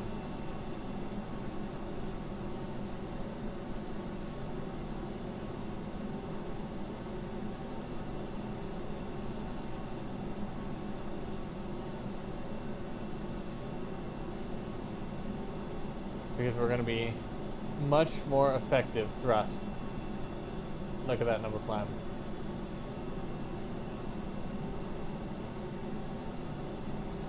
There we go. Okay.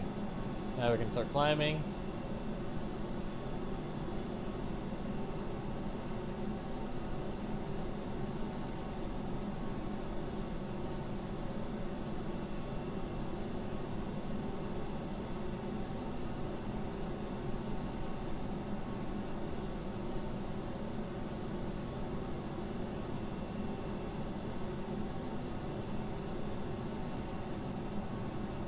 We'll hold this attitude for a decent bit of time.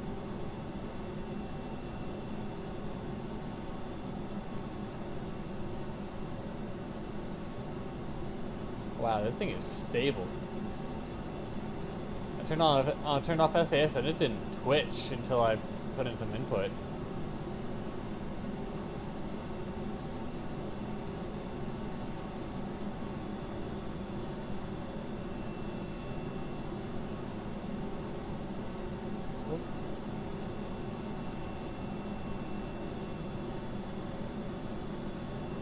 Whoa.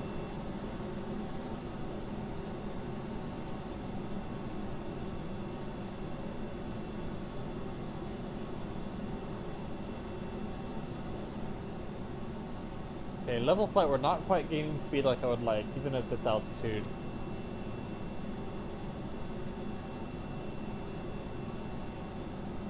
We're gonna get up to about Mach 2, which we should be pretty close to now.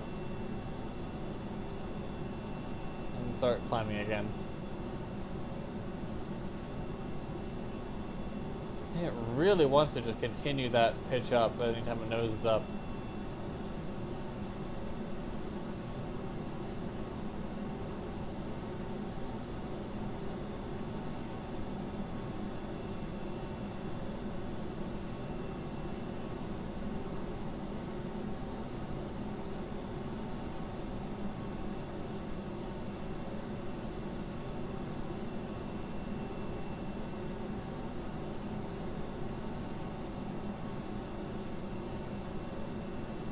Alright, we're starting to get to the kind of altitudes I really want to focus on, because here's where you can really gain speed.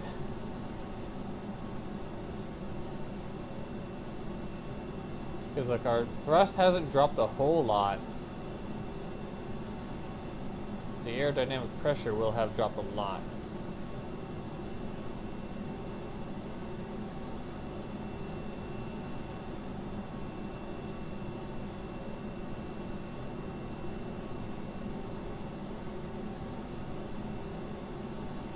If we can get up over...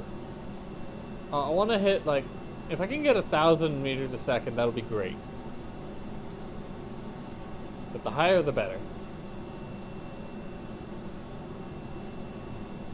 Anything over 800, I'll be happy with.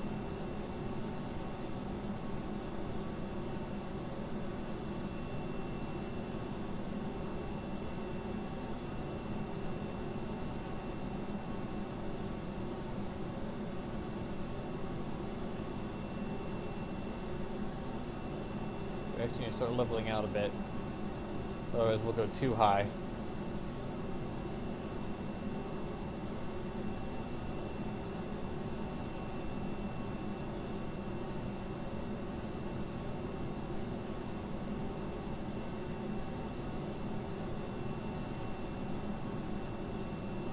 I think at this point we're literally free to continue accelerating until things start overheating.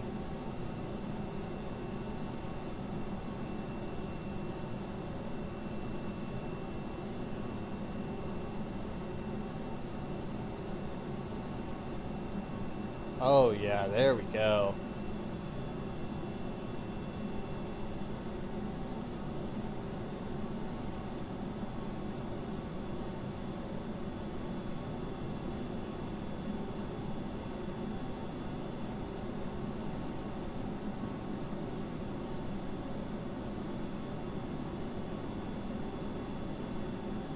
Let's get the climb going.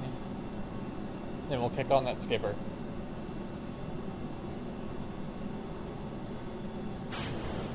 Uh-oh, uh-oh, uh-oh.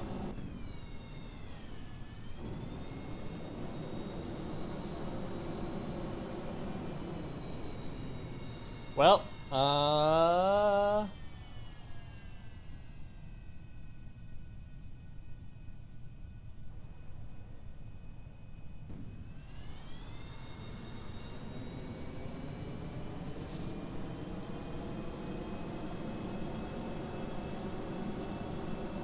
Alright, let's re-accelerate and do that again.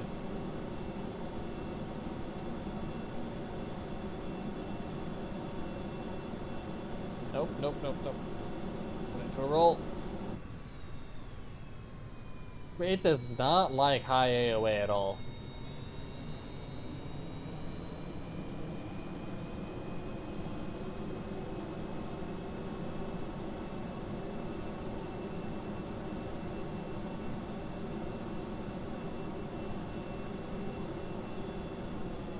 I'm just gonna reset.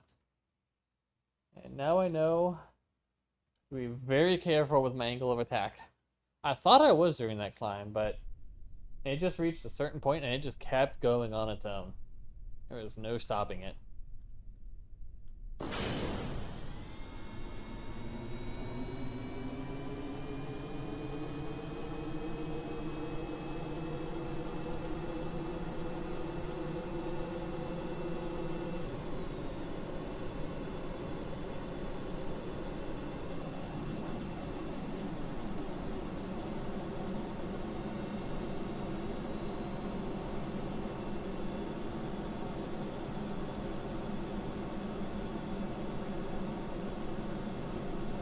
We wasted some fuel there, but we have so much liquid fuel. I'm not too worried about it with this reset.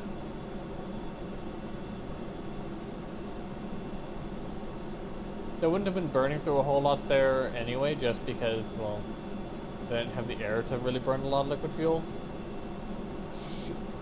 Oh, fucking! I hit the wrong action group again! This is what I get for putting the solar panels in the action group. I normally put the... Dang it, now I gotta readjust the wheels again.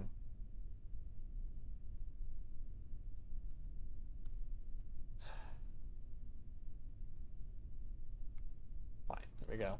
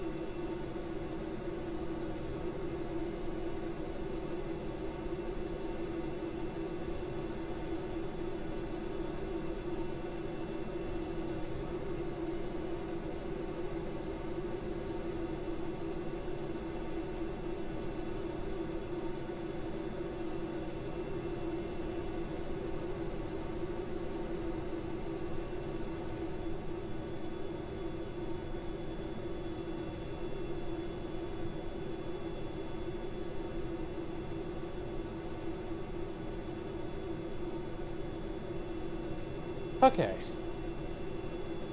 A fairly nice lift off that time.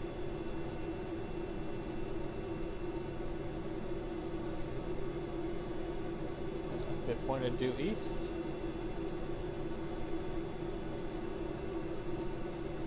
We'll actually do our climb a little bit slower. Our initial climb at a slower speed this time. But a shallower climb.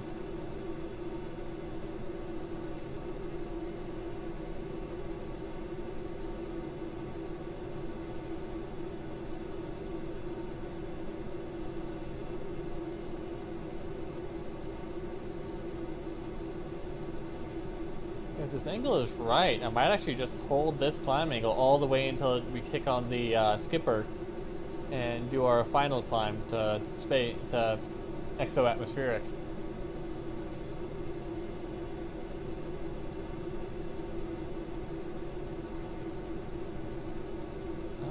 We might be supersonic right now just because of our increased altitude, otherwise we're just shy of it.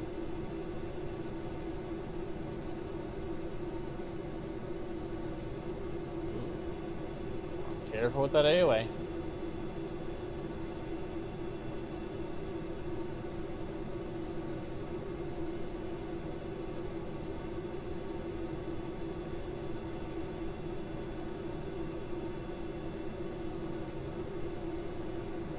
Look at how rock steady the control inputs are.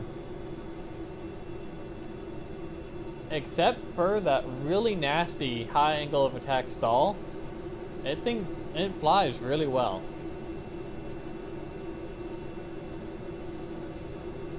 Now I realize that that's like saying, except for the death, it's pretty nice, but I think it's valid.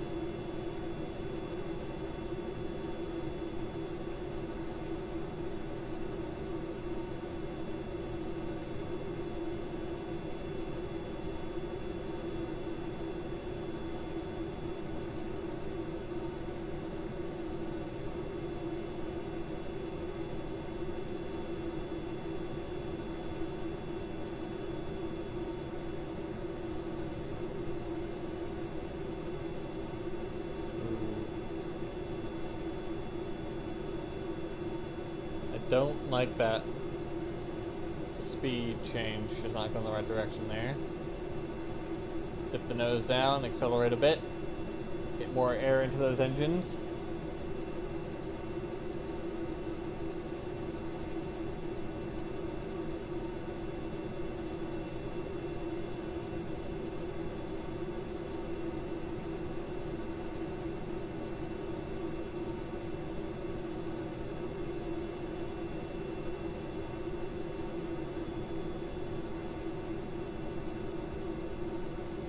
Properly supersonic, and we'll start doing a shuttle climb again.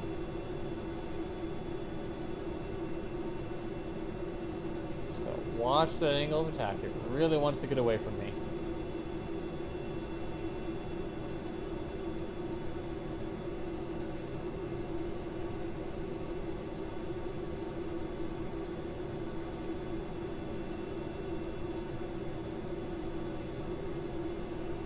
This is the kind of thing that I think would be really easy to fly if I had a joystick, but I don't, and I wouldn't have I won't have my joystick for like until the end of the year again. So keyboard and mouse until then, unless I get tired of it and just buy like a Logitech 3D Pro or something, which is a very real possibility. That'll be if I do like real solar system or something. Because doing that keyboard and mouse sucks. You can do it. Most people do it that way, but it's not as fun.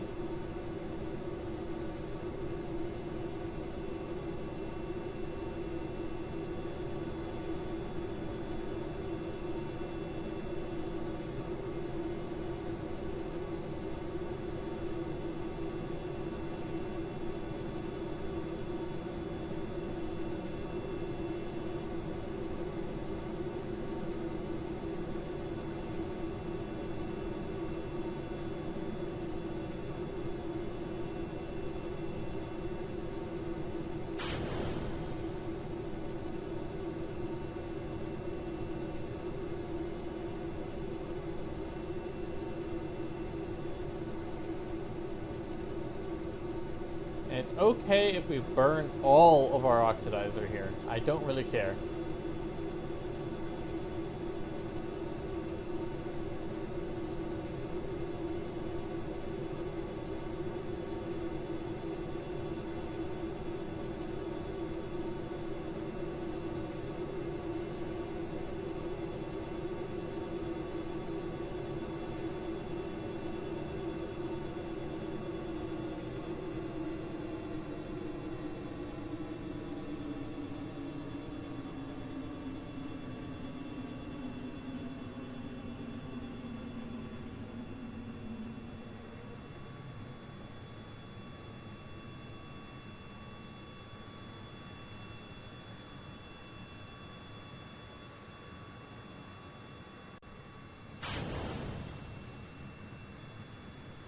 Nuclear engines aren't adding a whole lot here, but hey, you know, it's still something.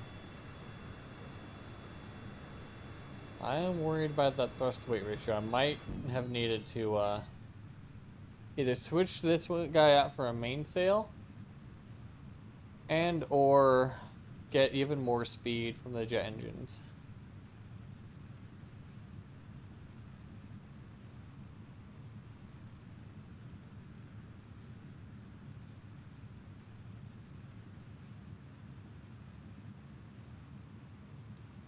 That processing. It's getting closer. Yep. Shit.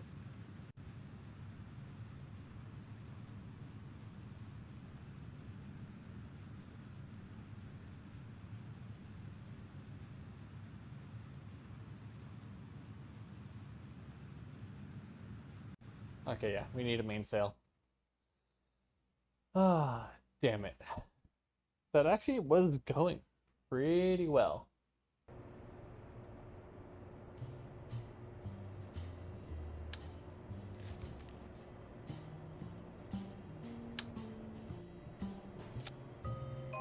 Let's double check the... Alright, we're still good there. Not ideal, but good.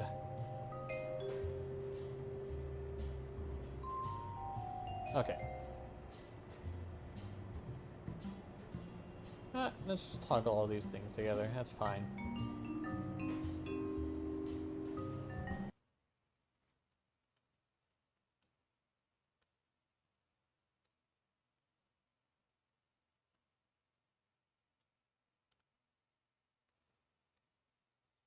I didn't change the wheels.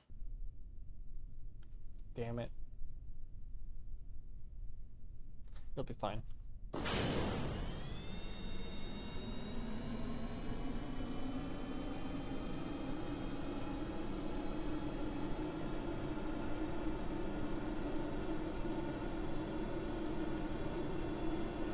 If it crashes, I'll change the wheels.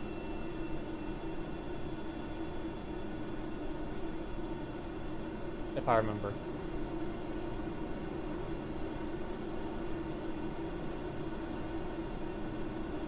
You can really tell by how much it wants to shimmy on the runway. Be careful which control group I hit. I forgot that that light has collision. Well, I have a chance to change the wheels. That's nice.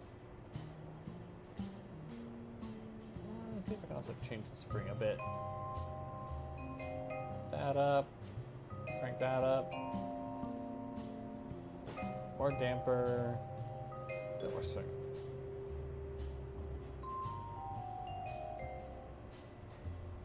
Okay. Okay. First try. First try.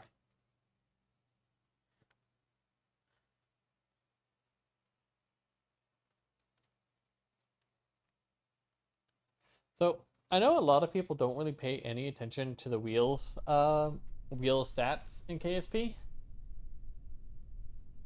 but especially the friction control I find is like the most valuable thing on the wheels, because it ends up acting basically exactly the same as the center of pressure or center of drag, whichever you want to call it, in that just like the fins, you need it behind the center of mass. Because, well, it's effectively the same thing, because it's how much grip you get. So if you have more grip on the front, once you get going, the front's gonna want to become the back. Just like how if you're in the air, and you have more pressure in the back. Ooh.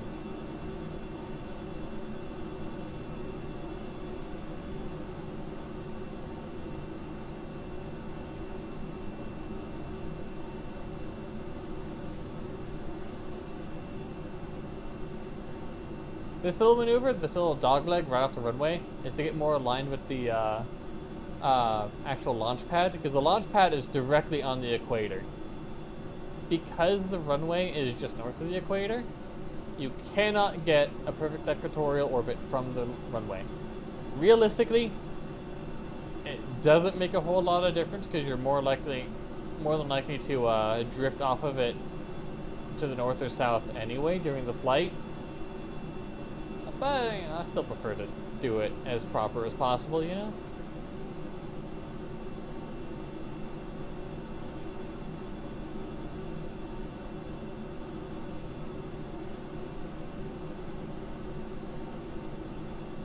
Also doing a somewhat more aggressive climb this time. Not really for any particular reason, just kind of doing it. I don't know.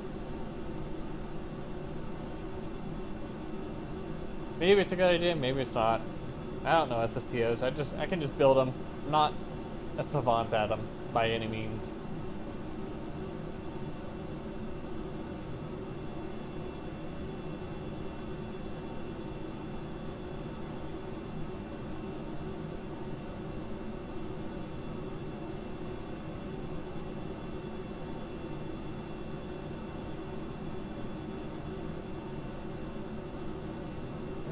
Should be going to supersonic in just a moment here, especially at this altitude.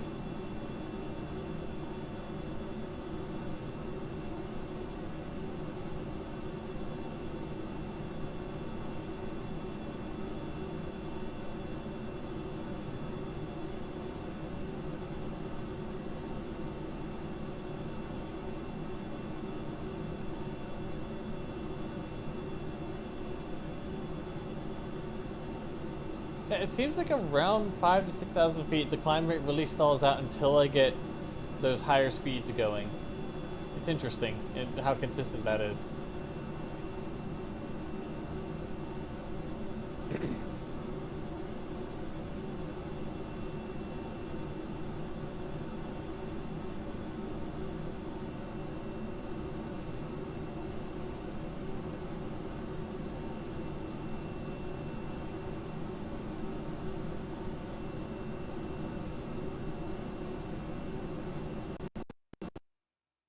Uh-oh. Uh-oh. Uh-oh. Uh-oh. Uh-oh. Shit.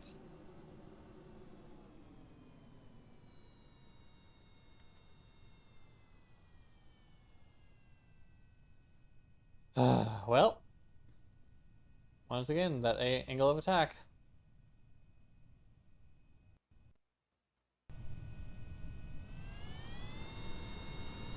It's so stable until the moment that it just isn't. It's so interesting.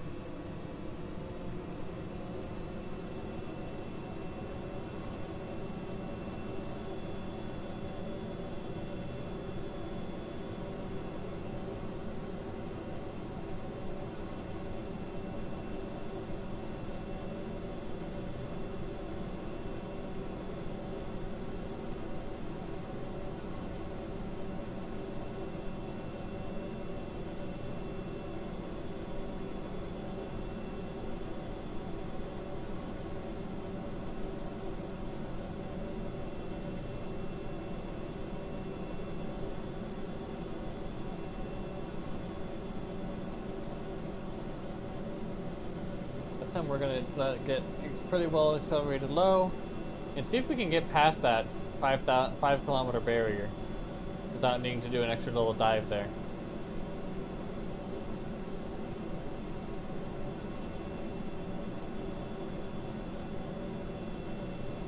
Looks like the answer is going to be no.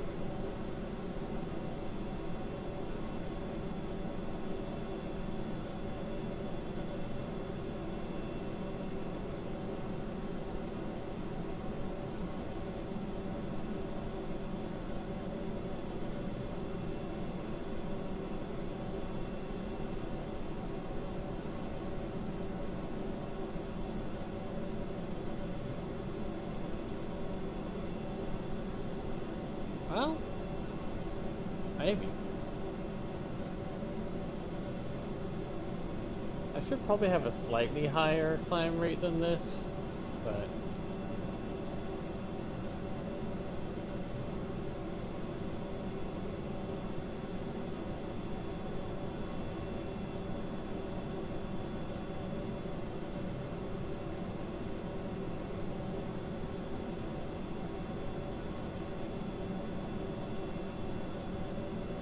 there we go.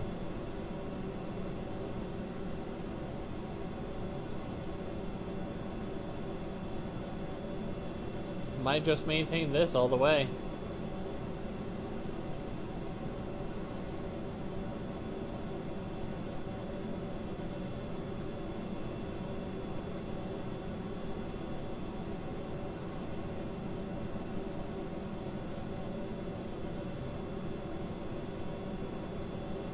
Oh wow, we are still zooming along. We're only just now starting to lose thrust.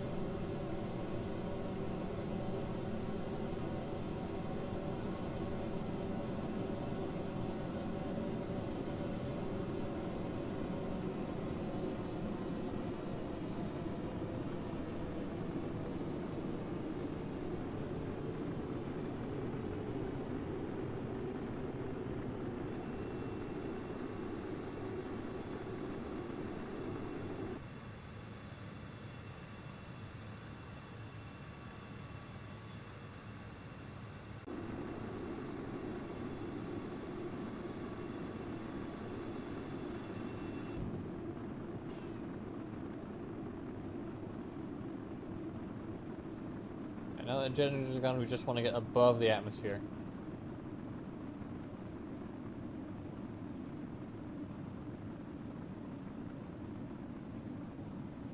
Still really wants to have the AOA flip over.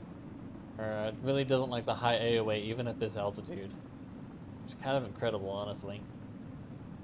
It really wants to flip.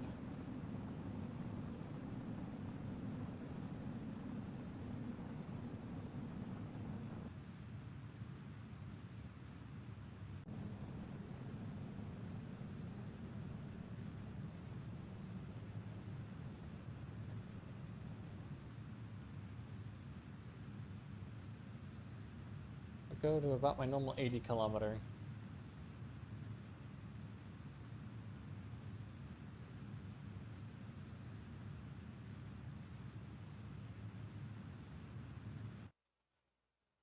Ooh, we are actually going to be way closer to that 4,000 units of liquid fuel left than I'd like to be.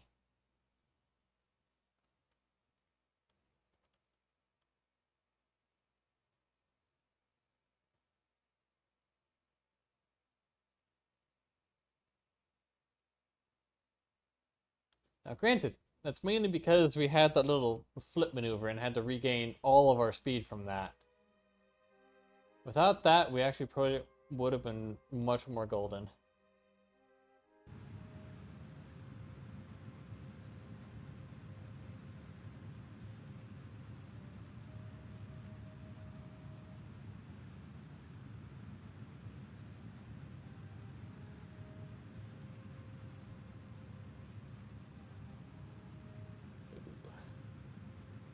Can we finish this with just the nuclear?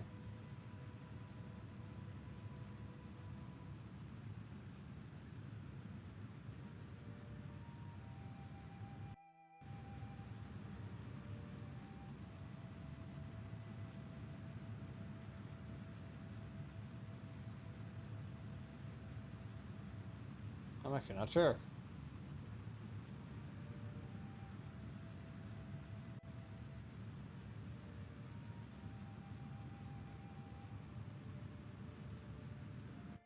Oof. Okay. So I have 1,500 meters a second to play with.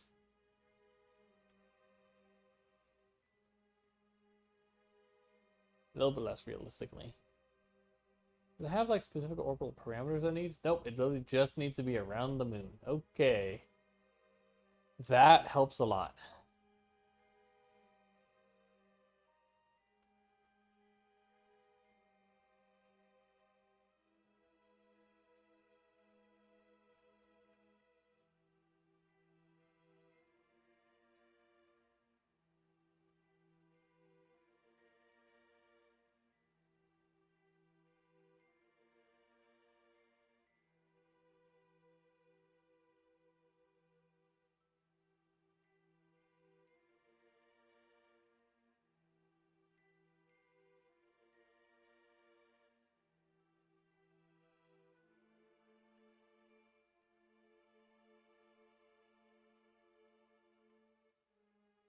Oh.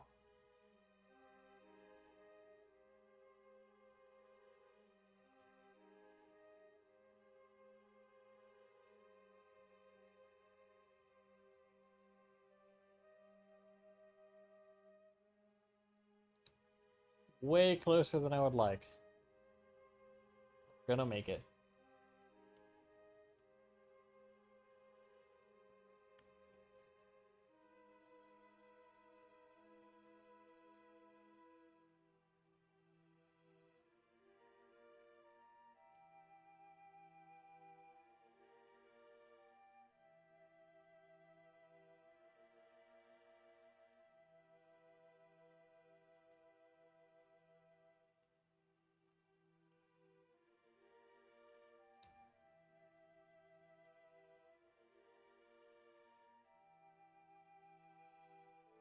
So we're gonna do this as 2 3-minute burns, I think. So we're gonna start this 1 minute till the node.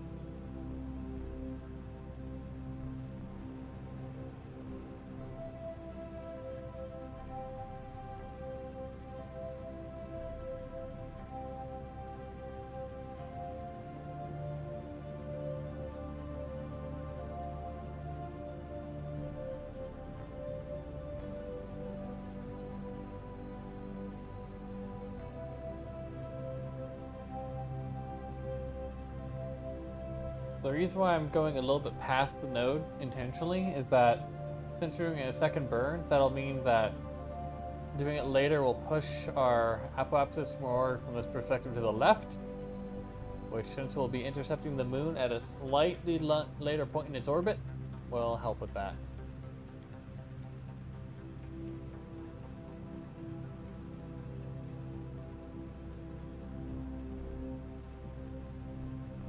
Okay, there's our first burn done.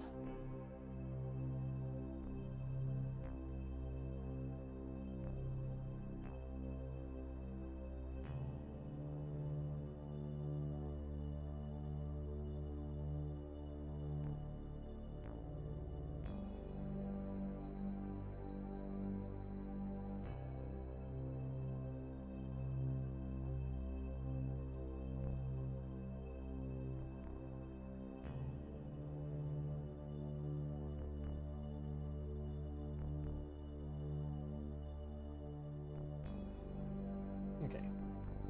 Yeah, we'll just burn a little bit past. That'll be fine.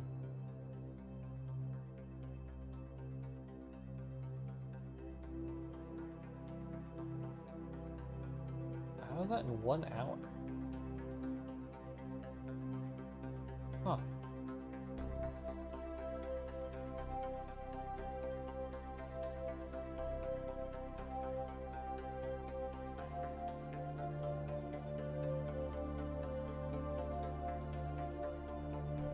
And now we'll basically just do the opposite on the... Actually, no, we'll split it evenly. Because our ending and beginning thrusts are going to be pretty similar, so even split.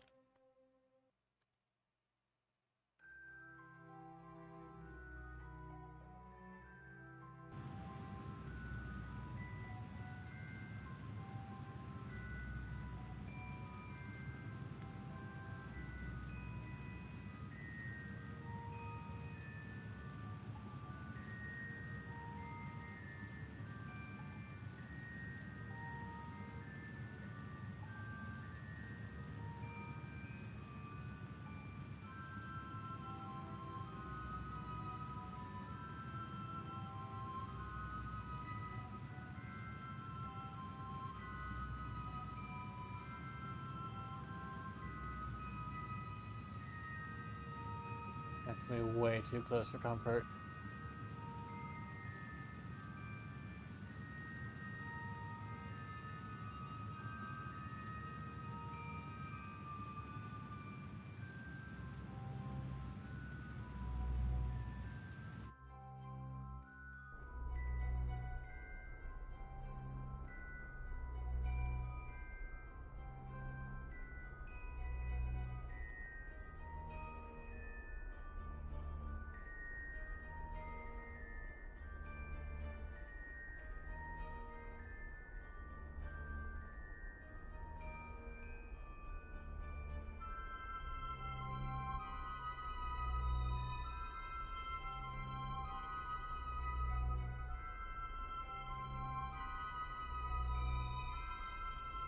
Take that right down real low.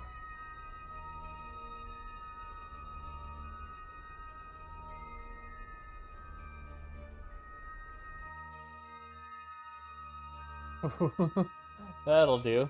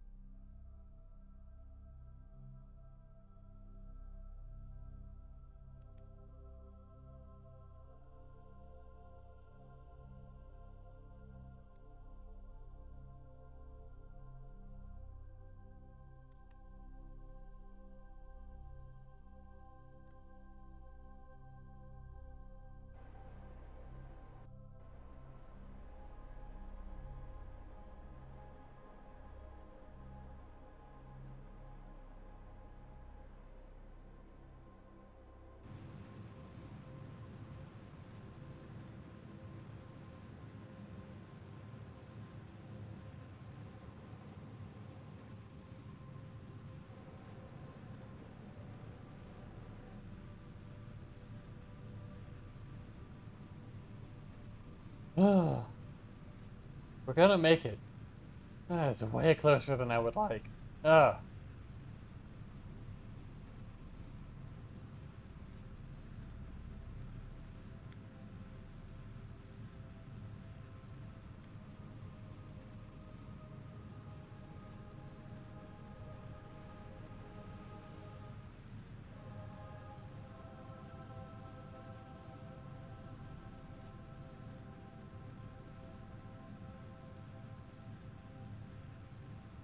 We're into 4,200. Unless we get... Oh, actually. Yeah, I don't want to get too low.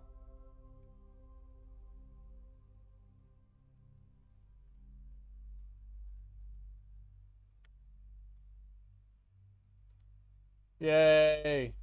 Contract complete.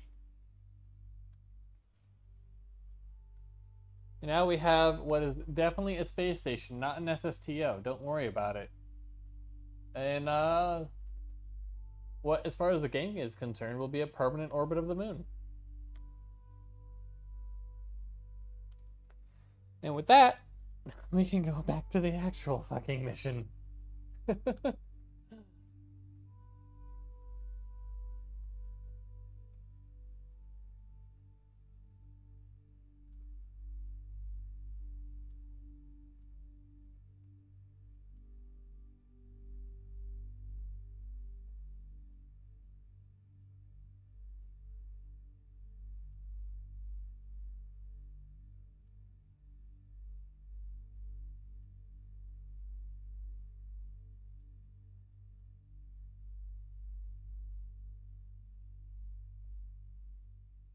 I mean, I have the thing on board, so I might as well use it, you know? Have it running.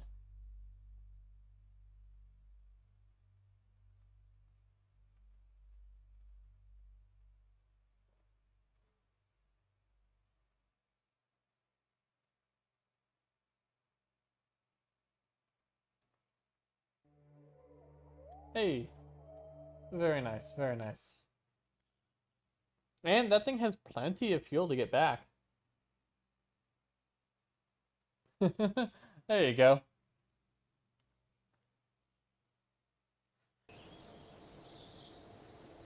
And yeah, it's a space station that is fully capable of deorbiting safely and reusably, deorbiting itself.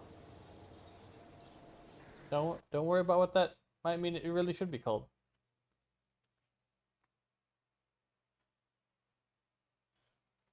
Although I'll note that that mission was expensive enough that until we recover that, I actually didn't really make much money off of that, which was kind of the entire point of that. Because the whole point of it was to be able to build this guy.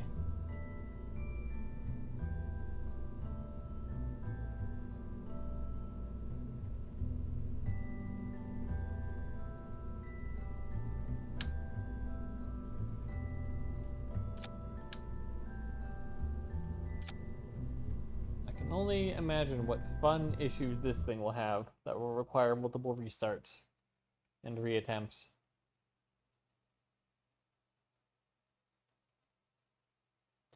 But at least since we're launching within just a couple days of the previous JOOOL mission that is currently en route to its first maneuver node in about 2 months, we should have an equally fairly good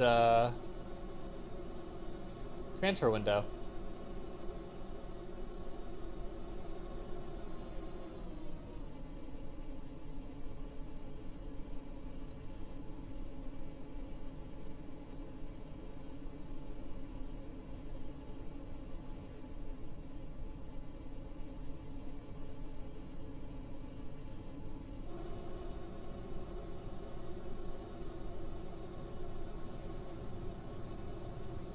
Probably chopped the throttles a bit too much there.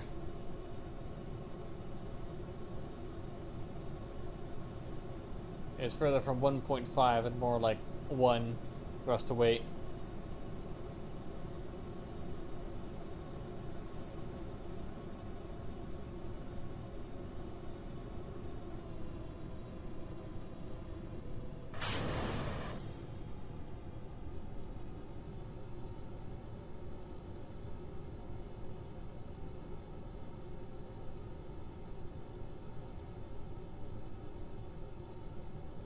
And what is becoming distressingly common, I don't actually know if I have enough Delta V, because I didn't really check it.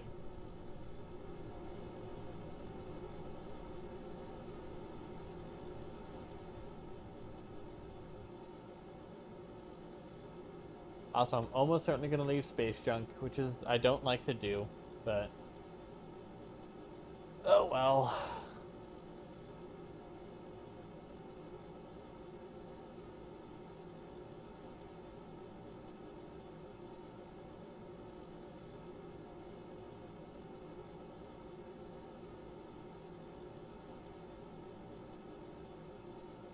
I'm actually going to go for a slightly higher than normal parking orbit. Closer to 90 to 100 kilometers. I normally shoot for 80. No real reason, I just like 80. Low enough to still be efficient, but high enough that, like, you have a lot of wiggle room. Go. 100% going to be leaving space junk.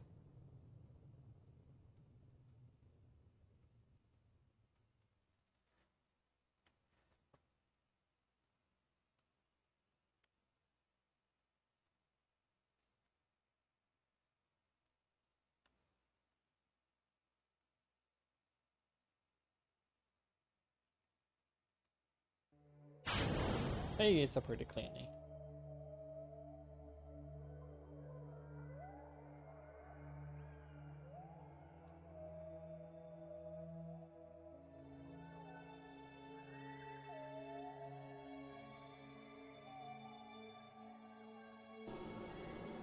Whoa, what the fuck?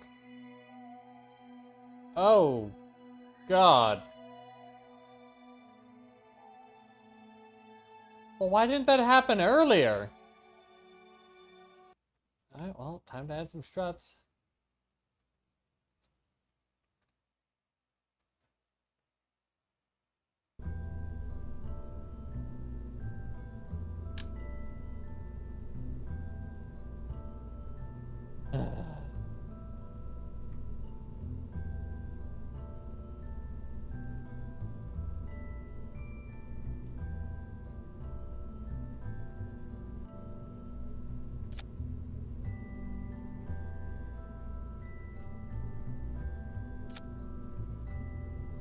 Alright, let's do that again.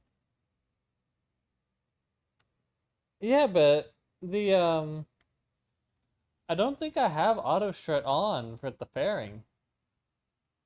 Unless it was on by default. I didn't turn it on, that's for sure.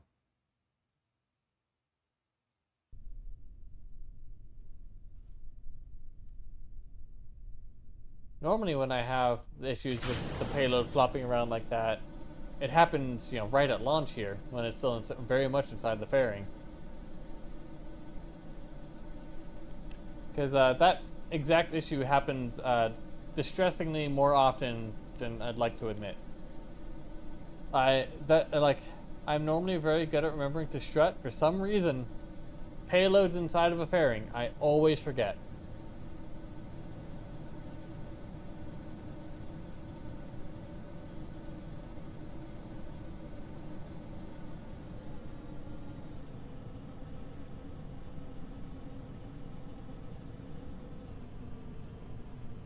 Well, last time I went a bit low, this time we're going a bit high. Oh well.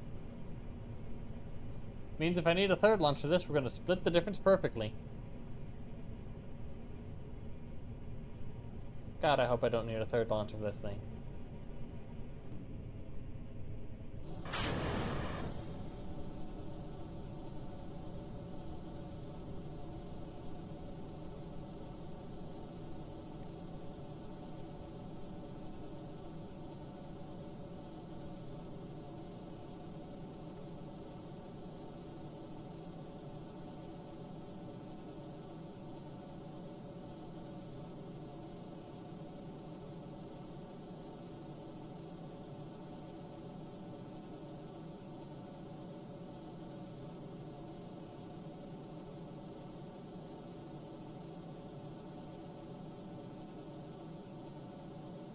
Nice. I was dead on orbital prograde.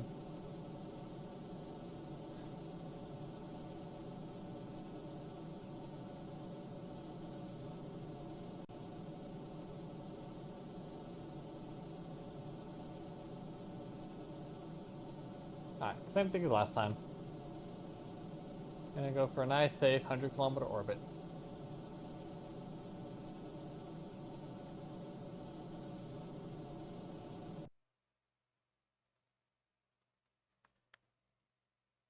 Yeah, it's definitely a little bit more efficient this time. Cool. Not hugely, but we were not too bad last time either.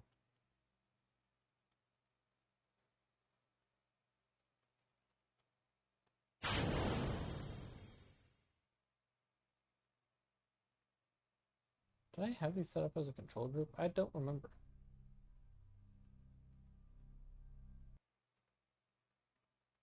Nope. Alright, gonna have to do everything manually.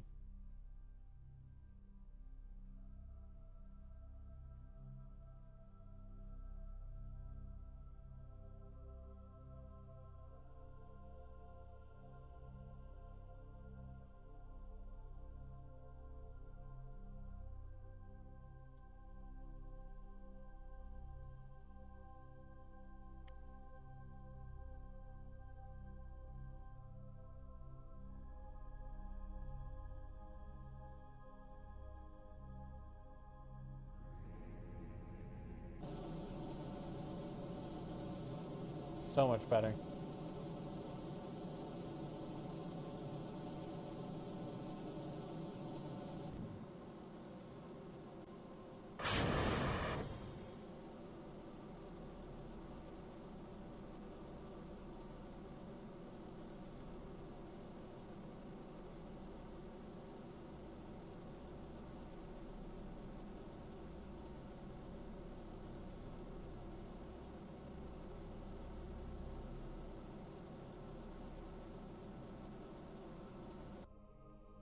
That'll work. It's not, the nice, beautiful circular orbit that I like, but it works. Let's go for this way.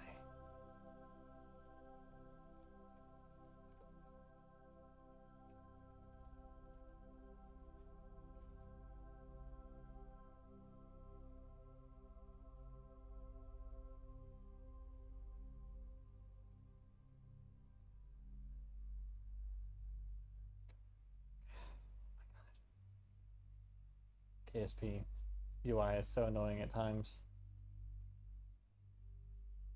But at times, I mean most of the time, let's be real. Ooh. Looking easy.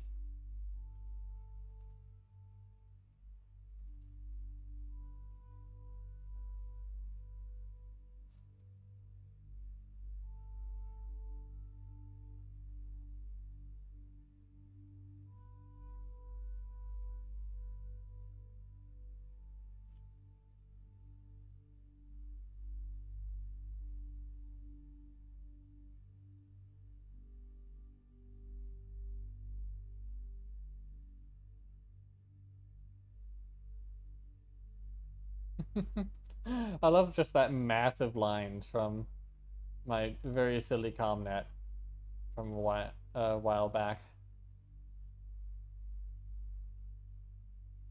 It brings me so much joy.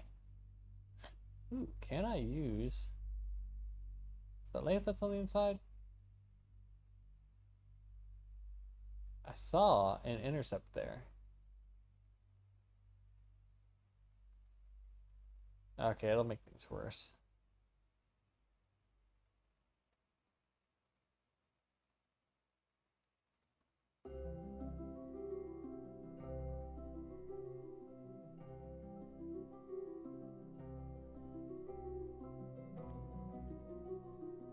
Oh, I'm doing such tiny corrections here, they're kind of meaningless. Because,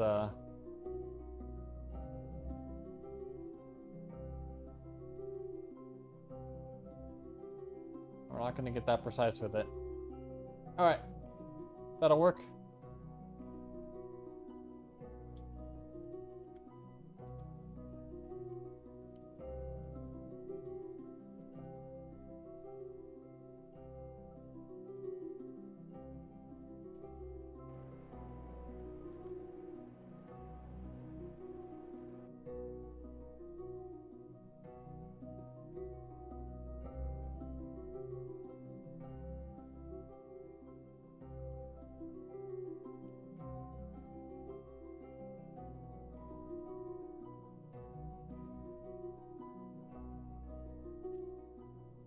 to do.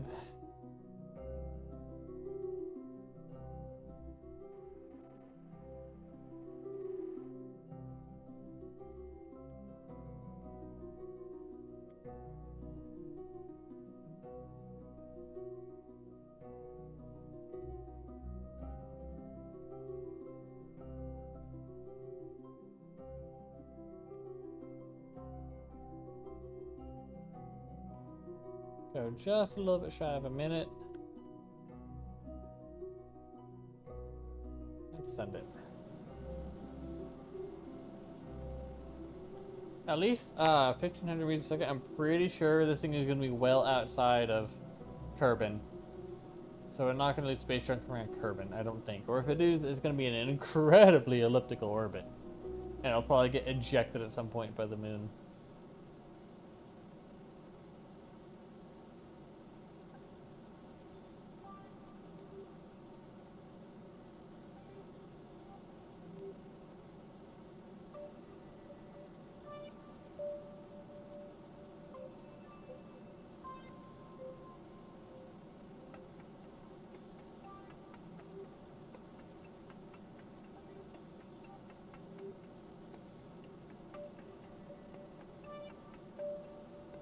I think that camera switch is our Kerbin escape.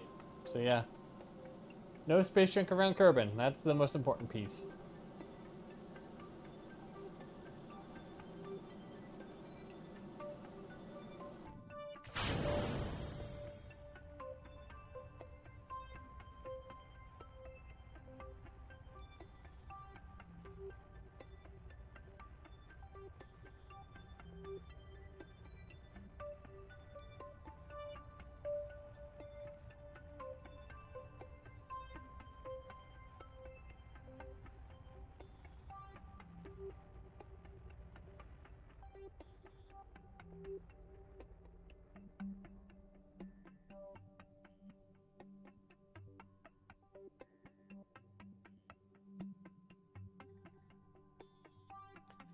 Alright, let's see how much adjustment we need to do on this guy now.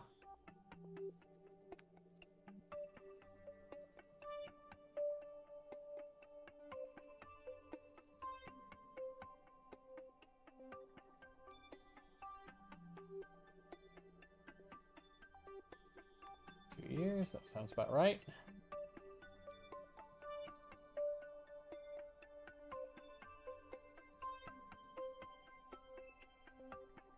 Oh, too much. Oh, beautiful. Absolutely beautiful. Tiny, teensy little. Too much of a teensy.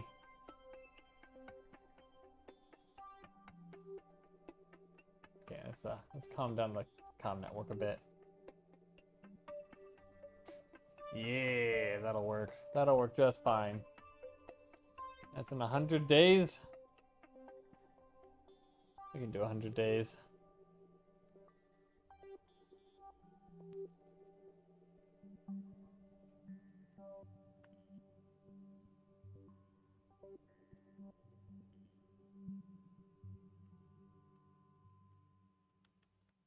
Make sure we're getting enough power. Well, easily at this point, of course. And yeah, by the time we're further out, that'll be almost dead on square to the sun. So, yep, we don't need to worry about it. Cool.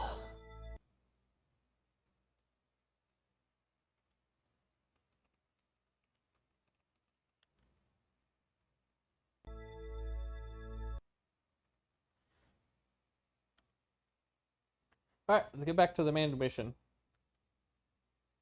Because that has this maneuver in about 60, high 50s days, and the other one is in 100 days.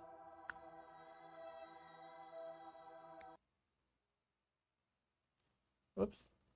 I meant to single click, instead I double clicked. That's fine.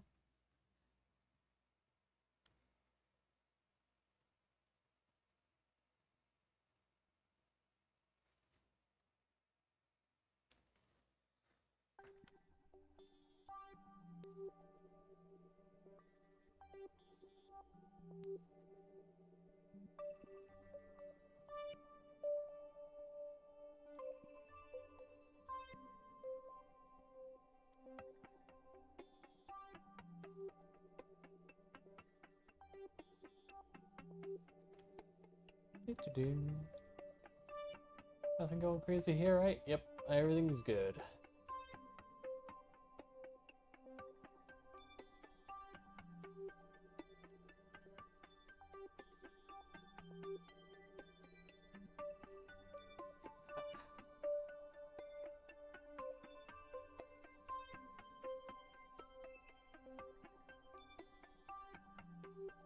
No, I kind of meant the previous mission that I'd done, like a stream or two ago on KSP, to be my last mission of this save. And yet here we are.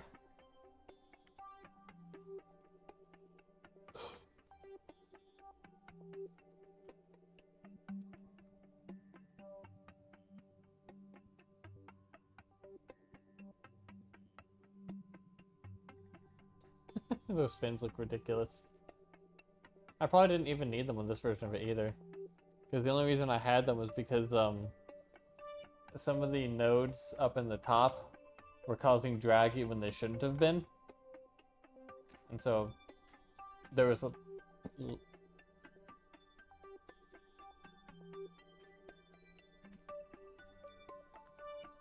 Couldn't tell if that was a knock or just my cat doing something.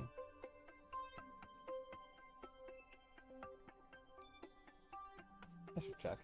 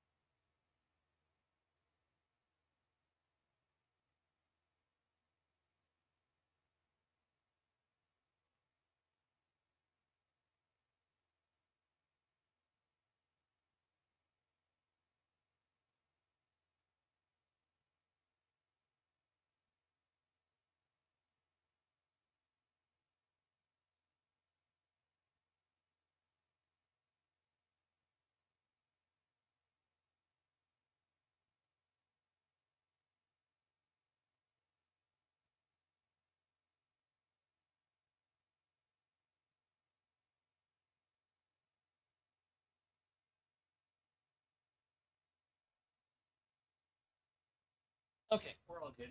Just my cat. Oh god, now everything's all tangled up though.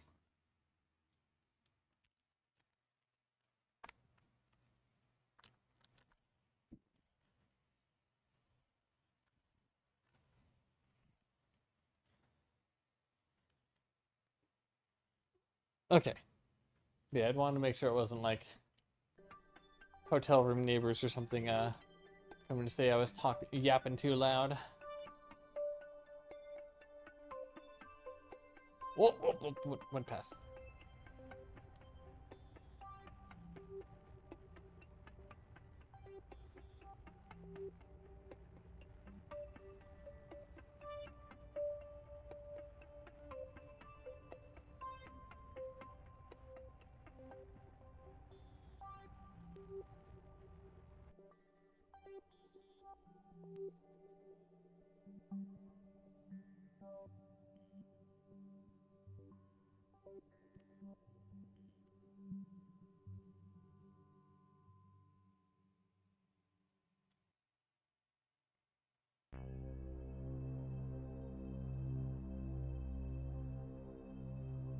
Wow, we are still gonna have that main engine attached. Crazy. Cat, what the fuck are you doing?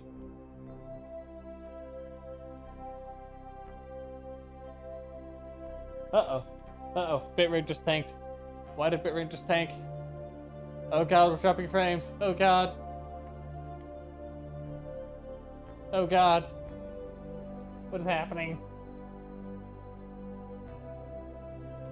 Is the phone okay?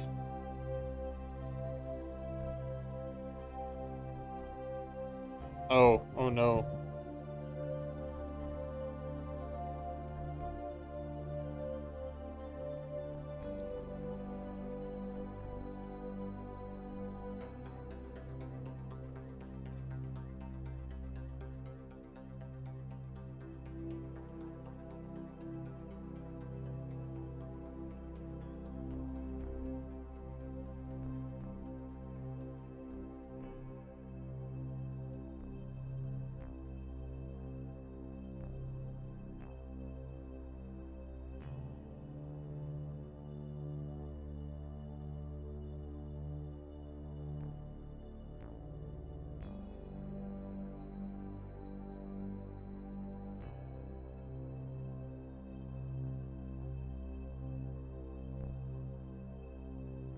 Okay, problem.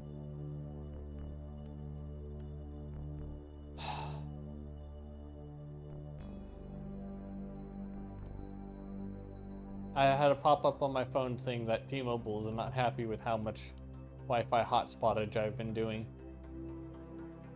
I have another solution though. It won't be quite as good though, but it'll be still okay.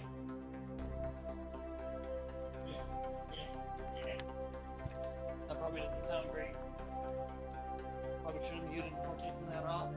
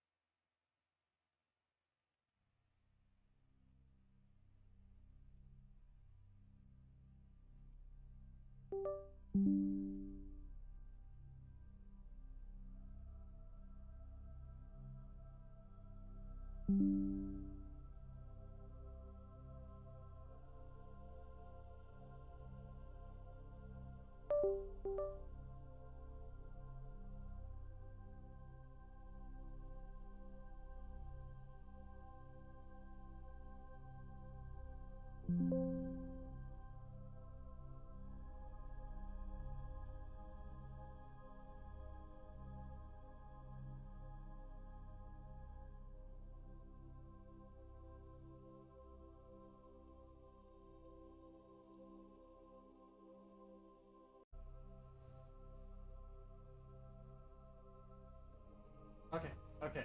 Ooh, oh, that is rough. Oh, that is rough. Balls.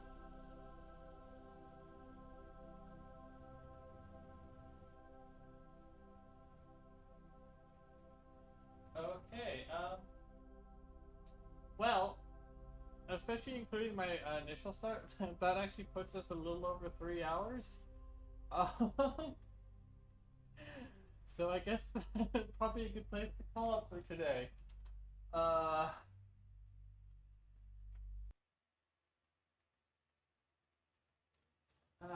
because I don't think it'd be good to continue with this kind of frame drop. I'm losing like 60% of frames. That's not gonna work. Okay.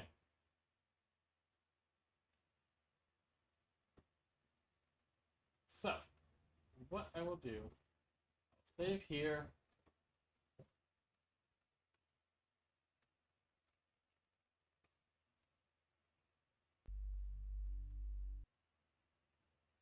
Then, I'll get better when I know it's live.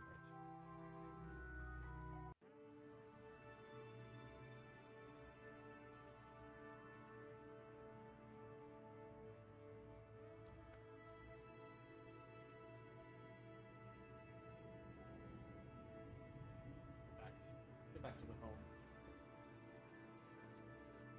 Actually, get this like nice in front of me again. Oh wow, there's actually quite a few people on their streaming right now. Never mind, I looked at it wrong. Only one person I actually know now. Alright. How does everyone feel about go looking at some cute animals? It's not KSP, but they're cute animals, and it's cute animals that are being streamed in order to help fund a shelter for more cute animals. So I personally view that very positively.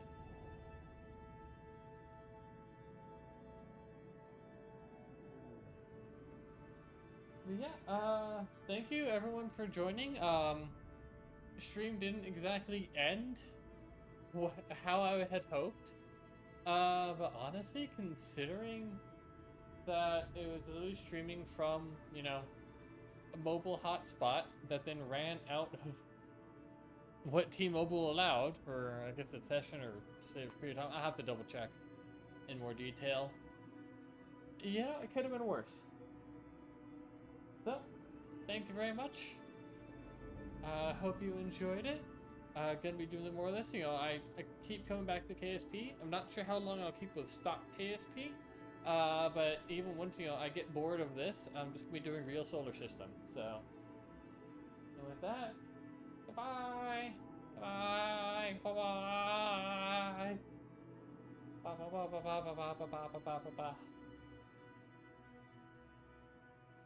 Hopefully that went through. Of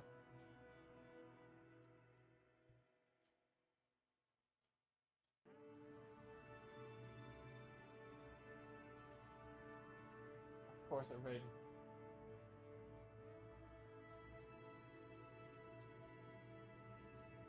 Of course it rages directly into an ad. Of course.